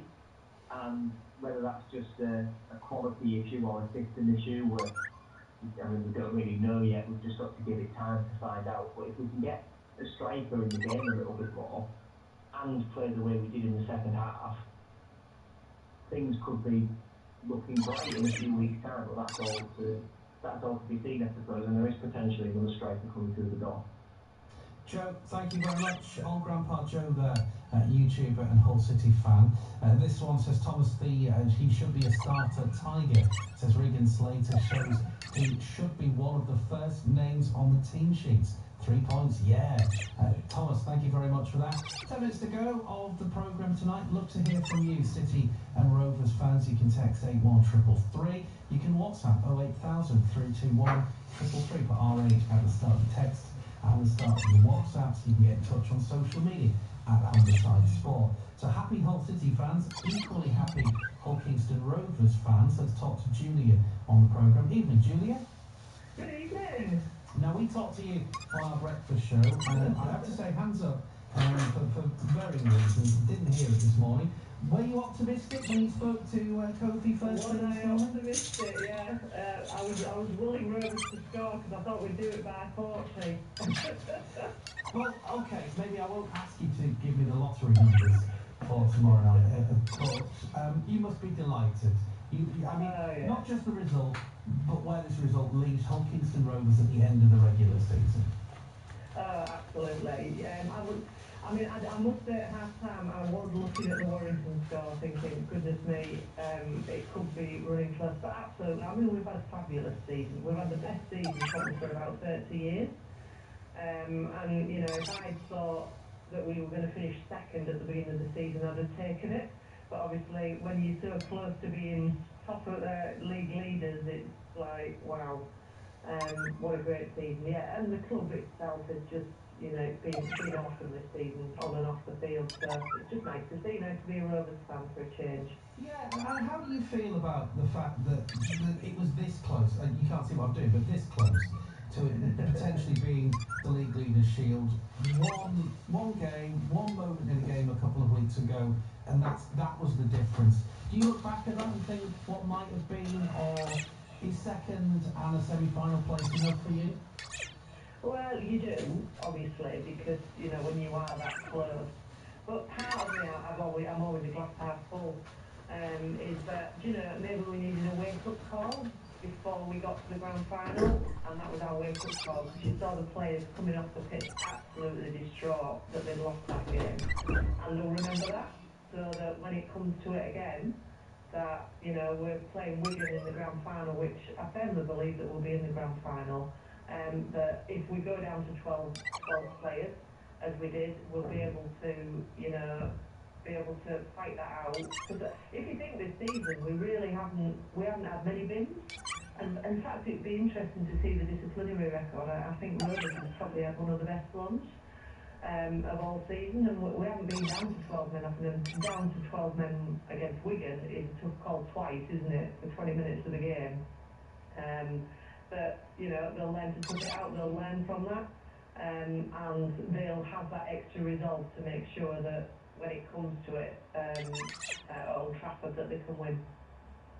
The likelihood is, obviously, it will be a semi-final of either Warrington or St Helens. Clearly, St Helens not in the best of form, so you'd say that it's more likely to be Warrington, but then again, as has just been put to me by one of the producers, you can never rule out a Saints team. Who would you want in the semi-final? You know, either, because I mean, to be honest, you know, Rovers, when they're on form, they're at the best, we can beat both of those. So it doesn't matter, it's about Rovers, isn't it now? It's about them going to the field, playing the best that they can play, and taking it, and really wanting it, and wanting to get to that grand final. Julia, really good to speak to you. I suspect whatever happens, you'll look back at this season, even at this stage, with, as you say, best season in 30 years, and probably once you've caught your breath, some incredible memories have been made in the last 12 months. Oh, absolutely, and a different mindset, because I've been a Rovers fan as long as I have. It's always, oh my goodness, are we, you know, going to throw this way in the last minute, you know, even with a 30, I've seen them even with a 30-point lead, you know, losing the end. But there's a different mindset, there's a different way we're playing, and there's a real optimism within the club when you look at the community, what we're doing in the community, the 5G pitch, the extended of the stadium. It's just a really good time to be a Hull KR fan. Well said. Julia, safe journey back home. Thank you very much for joining me. Julia Lee, who's a Hull Kingston Rovers fan, has been at the game tonight. Victory for the Robins, guaranteeing a second place finish, top two finish in Super League for the Robins this season. Onwards to the semi-final in a couple of weeks' time. Fiona Mills. Weekend mornings from 6. Now, do you remember back in the day when we didn't have coffee shops? In fact, all we had was one of them drinks machines. All the drinks came with little kind of brown polystyrene cups, buncher. We would leave tea, coffee, soup. I used to love the 20p soup, which was actually a bunch of dust with a mere whoop of the stuff cube. It wasn't like if you went into a coffee shop with kind of coffee to go, they'd look at you like, what? Coffee to go where? Sit down there now. Drink your coffee like your own person. Fiona Mills. Weekend mornings from 6 on BBC Radio Homicide. Late show on the way here on BBC Radio Homicide, reflecting on a winning start to the weekend for the Robins and the Tigers.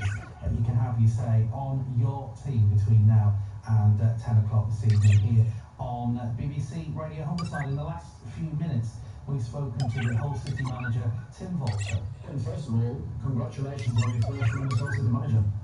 Thank you so much. It's like I said, it's really good emotions, and it's a good feeling to have it, because normally I didn't have that because I have a winning mentality, and so I never had that, but now it's back, and that's what we needed for today. because we are so hardworking the whole time, and so the lads, they deserve to win today because they're never doubting, and they're always doing his best also in the training session, and they believe because they play how I want them to play, and that's important. And especially after conceding the goal, it was a different team on the pitch. They showed the confidence, they showed the conviction, they showed how strong they are, and that's a good mentality to have, and especially then in the second half. So they stayed inside and tried to play forward, and like I said, they deserved it to win today. I know you're a positive person, Tim. As a football coach and a football manager, you have to be. But did you really expect at half-time to be winning the game at 3-1? Yes, all the time, because I believe in my team, and they believe in us, and they believe in the play and the philosophy we play, and that's what you saw afterwards as well. But also after conceding the first game, they showed more bravery, they had more courage, and that's what we need in the game, especially if you're away, and maybe you have more pressure than you can imagine before. But for me, pressure, it's a privilege, and it's good to have them, because without pressure I can't win. That's a great positive answer. What did you say to your team at half-time? And also, you made a substitution at half-time, Tim, but I think Abdush was injured. That was you were forced into that. So I had to. Sometimes it's a bit of luck, and then you have to react. But fortunately, it was a good step for today. But normally we need Abdush because he played really good, and hopefully he's not that injury. So he can play next week again. What did you say at half-time, Tim, and what did you make of that second half? Talk us through that second period. So that we have to stay patient all the time. We need to control the game. We try to create, and therefore you have to press them down in the own half in the last third. We have to bring more crosses, but that's what we can do better, especially because we had a lot of crosses again, like last week. So we have to develop us and to improve us in this kind. But they tried it, and that's for me important, to try and not to leave the game run.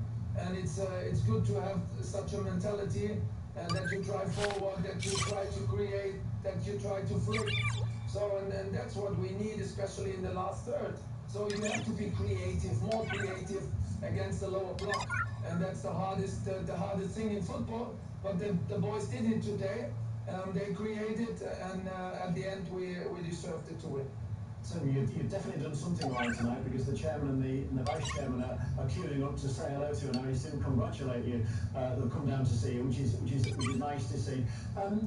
What was the difference? Maybe there wasn't a difference, but what was the difference between tonight, a winning night, and another night? To be honest, the difference was that we now have more quality in our squad since last week, and they are at least, to be honest, they are at least just 1.5 weeks over there. So if we keep working more and more, so they can develop even more. And to be honest, if they were over here in the preseason, we would be we would be further than we are now. But that's the way it works. It is like it is, and we have to accept it. And we never will search for excuses. And I'm totally proud of my team today, because they showed really a big performance. Yeah, absolutely. A word on the City fans who made plenty of noise, and at the end, they didn't want to go home, I don't think. Yeah, that's the reason why I get my players back, to show them the respect, that it's great to have away fans like them, and they supported us the whole time, and that's good to have. Just a word on any injuries. We mentioned Abdush. Any other issues from you made a number of substitutions. I don't think any of those were there at the moment. So we have to talk about, and especially then we have to watch the situation tomorrow. But at the moment, nothing. Okay, so can I just ask you a question about you? You've come to a new country, you've come to a new club, you've come to a new football league. How are you feeling about it all? Well, I enjoy it. I enjoy every day. I enjoy to be more focused on football, not on press. So that's even one point I enjoy really. So because in Germany, and if you're a head coach from Hamburg, you have to handle it every day. So I enjoyed it. I don't see you every day, to be honest. So you're happy about that, though, aren't you? I'm just joking. It's not for you. So it's just. But it's a difference to work more in media, so you can focus more on the pitch, and especially if you don't have open training sessions, that's even more advantage. Yeah, it's nice to be here. All people are really polite, so I enjoy the English mentality, and I try to combine it with the German mentality or the Spanish mentality or the Turkish mentality, and that's important, that we mix every mentalities and that we're respectful for everybody, and that's how we do it in our training ground. And it's brilliant to see it's such an open mentality and such an open environment, so I enjoy that really. Just a final question, Tim, I think, from me. And I asked this question with respect to it. We've seen what's happened at Stoke in the early stages of the season with a coach going after 5 games. Do you feel pressure? Did you feel pressure? Were you conscious of that? No. Are you conscious of that? No, it is like it is. It's a situation in football, and I never commented. Tim Volter, a happy man this evening, his first victory as Hull City head coach. Well done to the Tigers, well done to the Robins. We're back with Grimsby Town, Scunthorpe United and Hull FC tomorrow, live from Blundell Park from 2 o'clock. Have a good night.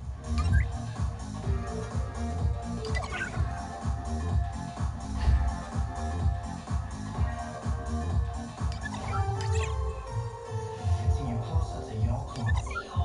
BBC Radio Homicide Sports. Yeah, and they're like dogs, they talk to you. Do they? Yeah, they follow you around and talk like a dog or like a dog. Oh, bless them, they're very elegant, like a long-coated Chinese almost. Yes, you're absolutely, and big blue eyes. Phones are going crazy. There's always room for your call, 08000 321 333. If you want any advice from Anna, 08000 321 333. Mel and I, there is a TikTok video that Mel sent me of this guy. Have you seen it? Who has, his job is, he's a bus driver and he collects dogs. Just to explain what happens, it's such a lovely, it's a lovely TikTok.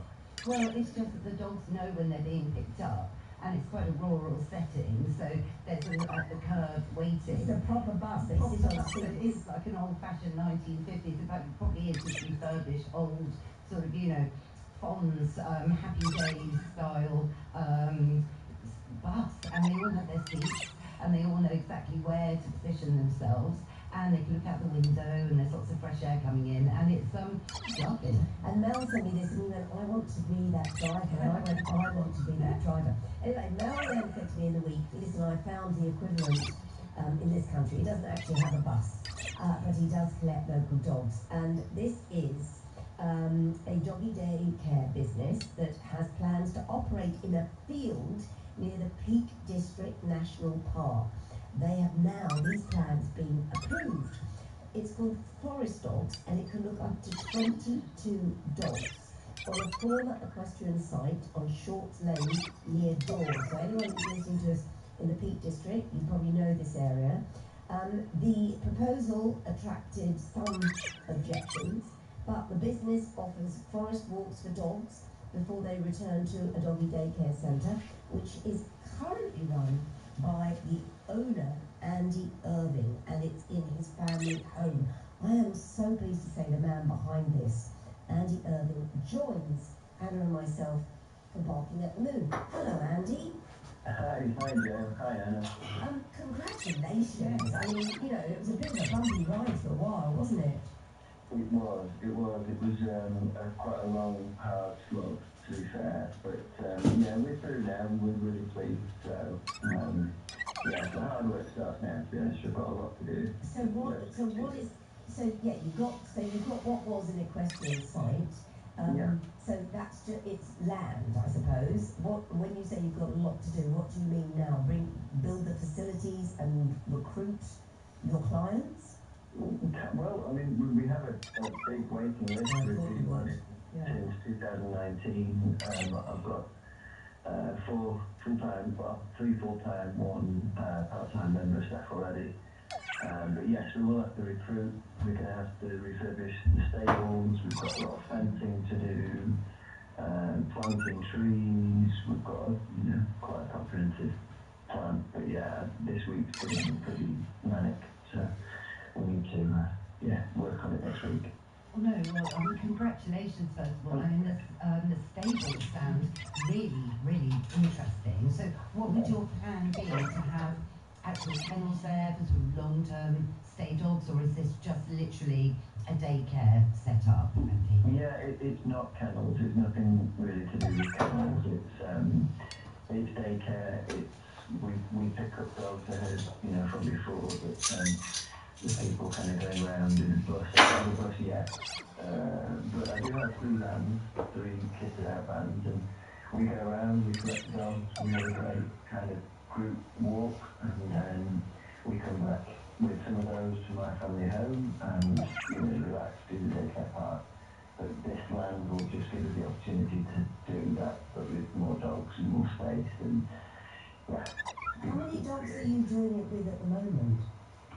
So we currently have our own 2 dogs and a license for 5 boarding as well, overnight, which I'm surrounded by snoozing dogs. Oh, you're living the dream, But so you'll be able to take on another 20 roughly? Yeah, I mean, in a way we will have a lot of our current clients maybe taking up some of that capacity. But yes, I've been contacted quite a lot this week, and the website guy gave me some data. He said we've had about 120 inquiries per month. Wow. We're being inundated. I bet. Well, I'm not surprised, Andy, because I think there was this huge, big purchase of lots of dogs through the pandemic, and so many people didn't have things approved properly, and if they hadn't already abandoned them or resold them because they had to go back to work or simply couldn't cope with the dog, then others are perhaps struggling, and what you're offering is a solution, for some of these owners. May I be cheeky and ask? Because I often think I've got a British bulldog, okay, so very belligerent, certainly in no way antisocial, but just lazy, but gets on with every other dog really, but not interested in other dogs. What are the prerequisites? Do they, when people come to you, do they have to audition? Do the dogs have to fit in with all the other dogs? And how do you choose who you're going to take on and who you reject? Yeah, kind of. So we have an initial visit, first of all, where they will come with their dog, and I usually use our winner for a dog post as a guinea pig just to kind of meet and greet and see how they sit around. And, if the dog is well behaved, we need dogs to have been at least sort of partly trained and well mannered. They need to be able to, be controlled and follow certain commands. And if they pass that, then we do a trial walk, a trial daycare, and also a trial night to make sure that they're a good match, they're a good fit, and Fantastic. So let's just give everyone, really you don't need us to promote you anymore, but obviously, there'll be a turnover, won't there, as various dogs come in and out. If people want to know any more, when will Forest Dogs actually be up and running, do you think? Well, we're running now. We continue business as usual with our current setup, our current model. It's hard to say. Check back in, I would say, early next year. But it's going to take a little while as we're heading into winter. But, listen, well done, Andy, and send our regards to everybody over there at Forest Dogs. 22 pets on the Format Equestrian site on Shorts Lane near Dore in the Peak District. Gosh, it's exciting. I've never been to the Peak District. It's amazing. Yeah, I know. My dad used to go climbing there. Did he? Yeah. We need to go, Anna. Yes, add it to the We list. need to explore some of these areas that I we know. broadcast to. Absolutely, it's rude not to. Well, we're now going to the Lake District. We've got a caller from the Lake District called Karen, who's on the line. Hello, Karen. Hello. Hi there. Right, go on, talk to us. Hold on, Karen, your phone's not very good. Could you take 2 steps to the left, take out your earplugs, and speak close to the phone? Thank you. Can you hear me now? Yes, lovely, thank you. Sorry, Joe. That's all right. It's Dog Rescue, home base in the Lake District, and sadly, also a sanctuary, which means some of the dogs who cannot live in homes for severe behavioural problems, or they have cancer, or whatever reason, stay here. And I'm heartbroken. In the last 8 weeks, 5 of them have passed away. Oh, I'm sorry. So it's a rescue and a sanctuary. Meditation and sanctuary as well, yeah. Right. What did they pass away from, Karen? Well, 2 of them was old age. One of them would have been 23 this month. Oh my gosh, what? What breed? A crossbreed? I bet that was a crossbreed, was it? It was Jack Russell Terrier crossed with a Staffy, but he was the size of a tiny terrier, and he was scrappy do. Oh, I'd love to have met him, yes. 23. Chester, and he was named Chester because he was like a court jester, comical, but he was technical, so we put it together and we got Chester. Oh, I wish I'd met him. I can just imagine him. Anna, what a fantastic mix of a terrier. It's one of my favourites, you know, because you get slightly smaller than a Staffy, which can be a lighter, which can be handy, but almost with more personality, really, or a bit more nimble, a little bit more cheeky. It was like the little Scooby-Doo, Scrappy-Doo. Oh my gosh. So, may I ask, where have you buried him? Well, I'll get onto that in a second. His little friend came a year later. She would have been 22 this month. Gosh. And she was a Papperdale cross, some sort of other terrier, tiny. My medical alert dog was 5. He was a huge American bulldog. I also had a German Shepherd mix.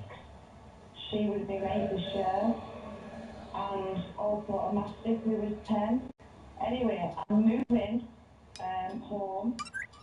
I've got all the rashes and also 2 or 3 other rashes from other dogs. Luckily, in 30 years, there's not that many that was lost. Right. Because they've all been rehabilitated by me. I'm a behavioural specialist, and they've been rehomed and adopted forever, which is brilliant. I've been seriously ill myself. I'm going through cancer treatment at the moment. I was going to say, Karen, when you said you had a medical detection dog, was that for your treatment? No, I've got 2 heart conditions as well. I've had them a long time. Right. And I could have like symptoms, but I've also got asthma. And he also detected I had breast cancer. He's basically saved my life. Wow. Anna, you worked with medical detection dogs. Yes. Is it Claire? Claire Guest, yes, is one of the founders. Well, it's amazing. I mean, they've proved unequivocally that dogs can smell cancer volatiles through our sweat and on our breath. And it's just, you know, when you've got a close bond with a dog, because all their work is based on anecdotal studies of just ordinary dogs with normal people, and the dogs alerted them to their cancer. And Karen, I mean, forgive me, but you're an extraordinary woman. I mean, because everything you're talking about is, you know, it's almost like episodes of Barking at the Moon. Because Anna and I have talked, a lot about medical detection and about rescuing dogs. And you say you've got all of the ashes of all the dogs that have been in your life. But can I just go back to the medical detection dog? Did you say it was American Bully? It was American Bulldog, yeah, killer. Absolutely brilliant. Wow. Has he passed away now, Karen? Yeah, he was 5. I'm absolutely broken hearted. That's very young, very young. But it just shows, you know, any breed of dogs, you know, people assume especially, but the scent dogs, the Labradors, the gun dogs, the Spaniels, although any dog could do it, and it just shows that they can with an American bully. Yeah. So, I'm so sorry to hear that. I'm moving house, and there's a beautiful tree, so we've put logs round, me and my friend, and I've put fairy lights and a dragonfly, because that symbolises a lot of nice things, and they're all going to be back together. Oh, Karen, listen, what a lovely thought. They're all going to be there. You've really thought this through, and I'm so pleased for you. And I really hope that when you move, you have a great home. And is it true you're planting a tree for them? The tree's there, but we've planted perennials, so every year when the flowers come, the dogs, like the other lady who called in or emailed yourselves, every time they come up, they're giving you life. Yes, of course. No, it is lovely. Perennials are just great. Yes. They keep on flowering, every year. Karen, what an extraordinary call, and thank you so much for calling in. We're really grateful to you calling in and telling us about the history of the dogs in your life, and amazing dogs as well, from Jester all the way through to your medical detection dog, American Bulldog. I love the thought a Bulldog can detect, because often Bulldogs are pretty useless. If anybody's a bit stubborn, I don't think they haven't got as much sense of smell as longer nosed dogs. But maybe they have, you see. Maybe they have. Karen, thank you, and please call in again, and thanks for listening, and thanks for calling in. The whole reason we're talking about where we have buried our pets is because there is a fabulous book that has just come out this week. From the famous and unusual to the everyday, memorialised at burial sites around the world. The remarkable stories of our beloved pets have been documented in a book called Faithful Unto Death, Pet Cemeteries, Animal Graves and Eternal Devotion. And Anna and I are so thrilled to say that we can now hear more about the book from the author himself. This is Paul Kudinaris, who joins us on Barking at the Moon, all the way from California. Hello, Paul. Hello, thank you for having me on. We are so excited about this book. First of all, Anna, I'm going to let you kick off because you sat by the grave of so many dogs in so many cemeteries. So this book you are going to devour, aren't you? No, I know. I was awfully pleased to hear about this book and the fact that it has just come out in the UK. Has it not, Paul? Yeah, just this week, just yesterday, it was born, so it is now 1 day old. So we're very honoured to have a hard copy here, and I've got to say, the images and the weight of the book, it's great. But explain how you got interested in pet cemeteries, Paul, and your drive to put together this amazing book. Well, I've written 4 previous books. 3 of them were about death and death studies. 1 of them were about cats. I know, don't bark at me. But 1 of them was a history of domestic cats. And so, because I'm more of a cat guy, and the pet cemeteries just kind of fall in the middle, And when I finished the last book, I was kind of like, where do I go from here? And I spent a day down in the local pet cemetery, taking some photos, looking at the inscriptions, and it stung my heart. It really kind of broke me. I have traveled around the world. I've been in 75 countries, doing death studies work, because I have a PhD and I do a lot of anthropological work. I've been in 75 countries documenting human graves and burial places, and nothing has ever touched me the way those animal graves do. There's something that is so intimate about it, and it's so personal. And there's nothing quite like the grief of losing a pet, And so I realized this is something that hasn't really been documented, this history and this struggle that we still face today to memorialize a pet properly. And I kind of felt like this was a task that had somehow fallen to me. Well, you are talking to someone who's wept at the grave of Rin Tin Tin in Paris. And I've been by the side of her when she's done it. And yet I've been to the pet cemetery in the Victorian one in Hyde Park in London. And that, blew my mind. As you say, the epitaphs are just so moving. But let's go to Rin Tin Tin in Paris, first of all, because Anna said to me, because she's read most of this book, I only just started to look at it, and it's such a brilliant book. The images, the photographs, and these are cemeteries all over the world. But let's just put. So according to Anna, Anna, you lead this because this is Rin Tin Tin in Paris. Go on.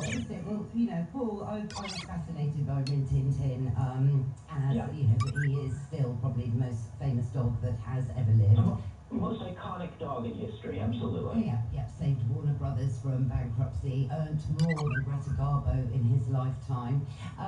And so to find out that there was this pet cemetery in Paris, see, I lived in Paris for 2 years in my mid-20s, and all my friends wanted to go to Père Lachaise to visit Jim Morrison and Balzac and you know, the other one that's in there. And that was great, so I did that loads. And I didn't know that this dog cemetery was just the other side of Paris. I was East Paris, and this is obviously just northwest of Paris, isn't it, Paul? So anyway, so discovering, as Niels was saying, so discovering there was this cemetery, and then discovering that Rin Tin Tin was buried there, obviously I went to visit. But in reading this book in the last couple of days, I discovered that maybe it isn't Rin Tin Tin from that grave. No. Go on, Paul. Well, okay, so Rin Tin Tin's grave, you look on Google, you look on all the websites, you look on findagrave.com, you look on the Paris Toolkit, and they'll all tell you can go visit the grave of Rin Tin Tin at the Old Dog Cemetery in Paris. That story has always bothered me because there is no, Rin Tin Tin died in 1932. There's no, he is buried for sure in his owner's backyard in 1932. There's documentation of that. There are photos of the grave in the owner's backyard, and somehow he winds up in Paris. And there's no mention in the newspapers of a grave for him in Paris until 1948. So there's a 16-year gap. And it's always bothered me. Despite that, all the biographies of Rin Tin Tin talk about, somehow we got to Paris, and we're not sure how, but he made, somehow they sent him to Paris, because Rin Tin Tin, as a puppy, was in fact born in France. In World War I, he was the puppy of a German war dog who had been born in France, and he was smuggled back to the USA by an American GI. And so the story was, well, maybe at some point, Lee Duncan, Rin Tin Tin's owner, had decided to repatriate him to France, and everyone's kind of always accepted this story. But I mentioned that I've written 3 books about death and death culture, and I know very well you can't just take a dead dog and put it in the mail and send it to France. That doesn't work. There's no documentation of it ever having been sent on the American side. No documentation of this body ever having been received on the French side. And by the way, like I say, there's this 16-year gap, and the newspapers say nothing about the most famous, iconic dog in the world being transferred to France. He's suddenly just there by 1948. And the first mention of him in the newspapers in France is a little bit weird because they're talking about the famous burials of the pets in Paris, and he's at the very bottom of the story, yet he's the most famous dog in the world. Weird, right? Yes. So I spent a long time working on this, trying to figure it out, and I found the answer in a 1945 French movie magazine. In this 1945 French movie magazine, it has an obituary for Rin Tin Tin. But wait a minute, Rin Tin Tin died in 1932, right? What happened was there was a French actor by the name of Teddy Michaud. He was a third-grade comic actor. It's somewhat well-known in France. And he had gotten himself, after Rin Tin Tin died, he got himself a German Shepherd and started training his dog for the screen. That's why in the book, I call the section in the book Rin Tin Tin or Rin Tin 2. And so he started training his dog from the screen. And he claimed his dog was related to the original Rin Tin Tin. He claimed, if you want to hear a shyster, Teddy Michaud claimed that his dog was the son of the original Rin Tin Tin mated with the Brazilian wolf in Rio de Janeiro. No. By the way, Rin Tin Tin was never in Brazil. So it's all a lie, but he got his dog a couple parts. His dog is known. I was able to actually get some film stills of his dog in a movie called Le Loup de Malvinor, The Wolves of Malvinor. And so he was in a couple movies. He dies in 1945, and in this obituary, the French Cinema magazine, it mentions, the French cinema dog, Rin Tin Tin, has died. He is being buried. There's going to be a funeral for him. Where do you think? Exactly there. in Anna, that that's dog whose cemetery. grave you've been sat by, Anna. Rintin too. I know, tell me about it. And I only read this actually today, so you That's as know. upsetting as when I discovered there was more than one flipper. You know, apparently there are 8 flippers. You know. We're running out of time, Paul. People need to read the book, but just very quickly, because I was saying the images are so extraordinary, and there's a wonderful image that is of a pet cemetery, and I don't know where it is, but the sign says, only cemetery of its kind in the world, only coon hounds are allowed to be buried. It's in Alabama in the USA. A coon, so for you British, coon, referring to raccoon cutting hounds. And in the south of the USA, they call them coon dogs, raccoon dogs, coon hunting hounds. And that's a very special cemetery, and it's kind of looked at as kind of like Americana hokey, but it's a beautiful place. Because these guys who hunt with these dogs, they love these dogs so much, and you have to get like notarized documentation that your dog was a raccoon hunting hound. You've got to get letters from people who have hunted with your dog to be admitted into the cemetery. There's a lot of love out there. And, it's looked at as a kind of hokey place, but believe me, there's a lot of love in that cemetery. Paul, we have to leave it there. I know that you're going to be on Anna's podcast very soon, which is called A Dog's Life. Everybody, you can hear Paul and more about his book, which is called Faithful Unto Death. Paul Koudenaris, thank you so much for coming on. Talk to you forever. Thank you so much for having me. Thank you. What a fantastic Amazing. book. Amazing. And very quickly, this is from Zoe in Northampton. Joe and Anna, I buried my 2 whippet dogs that died within a year of each other, 11 and 12 years. One sadly mistakenly ate chocolate at Christmas. Oh no. Oh gosh, how awful, sorry. But the dogs were sleeping in my bedroom, then I let them out. Oh gosh, she goes on. The other dog got a tumour months later. They're buried in what was the family home, but that caught fire, and I was rehoused. I was passing my old council house, and I thought of the dogs. And while I don't think it's fair to do anything, let them rest in peace. That's exactly what I said, when you move and you think of the dog's still there in the garden. I didn't think I'd move and remember their anniversary privately. 15 months ago, I took in a cat. She was very thin through the bin. She was injured. I thought she was a stray. She had no chips. Her injury healed. She put on weight. The other day, I was petting a cat and my neighbour said it was a stray. It was in the sheds out the back. I told her about the stray I'd taken in. She'd lost her cat. Similar description. We compared photos. Now I've reluctantly had to return the pet to this woman. It's so sad to lose a pet. Have I done the right thing? Yes, you have. You have done the right thing, and there will be another cat or another dog waiting for your home. There will be, and those, your dogs that were buried in the council house garden, they're still there, even though people may not know. And they're in the universe, they're everywhere. That's the thing, they're in your heart. Nothing to say. They're in the universe. Zoe also says, I love Barking at the Moon. Thank you, Zoe. We love Barking at the Moon. We're here every Friday between 10 and 11.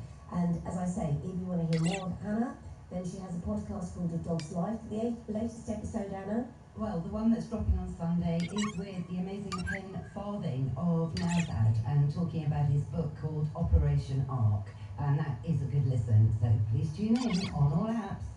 Thank you, Anna. See you next week. Thank you. Coming up, Chewing the Fat. This is when everyone gets ever so, agitated, excited. Chewing the Fat's for us, really is. On the BBC Sounds app, on your smart speaker, and on your radio. The sound of where we live is BBC Mobile Radio.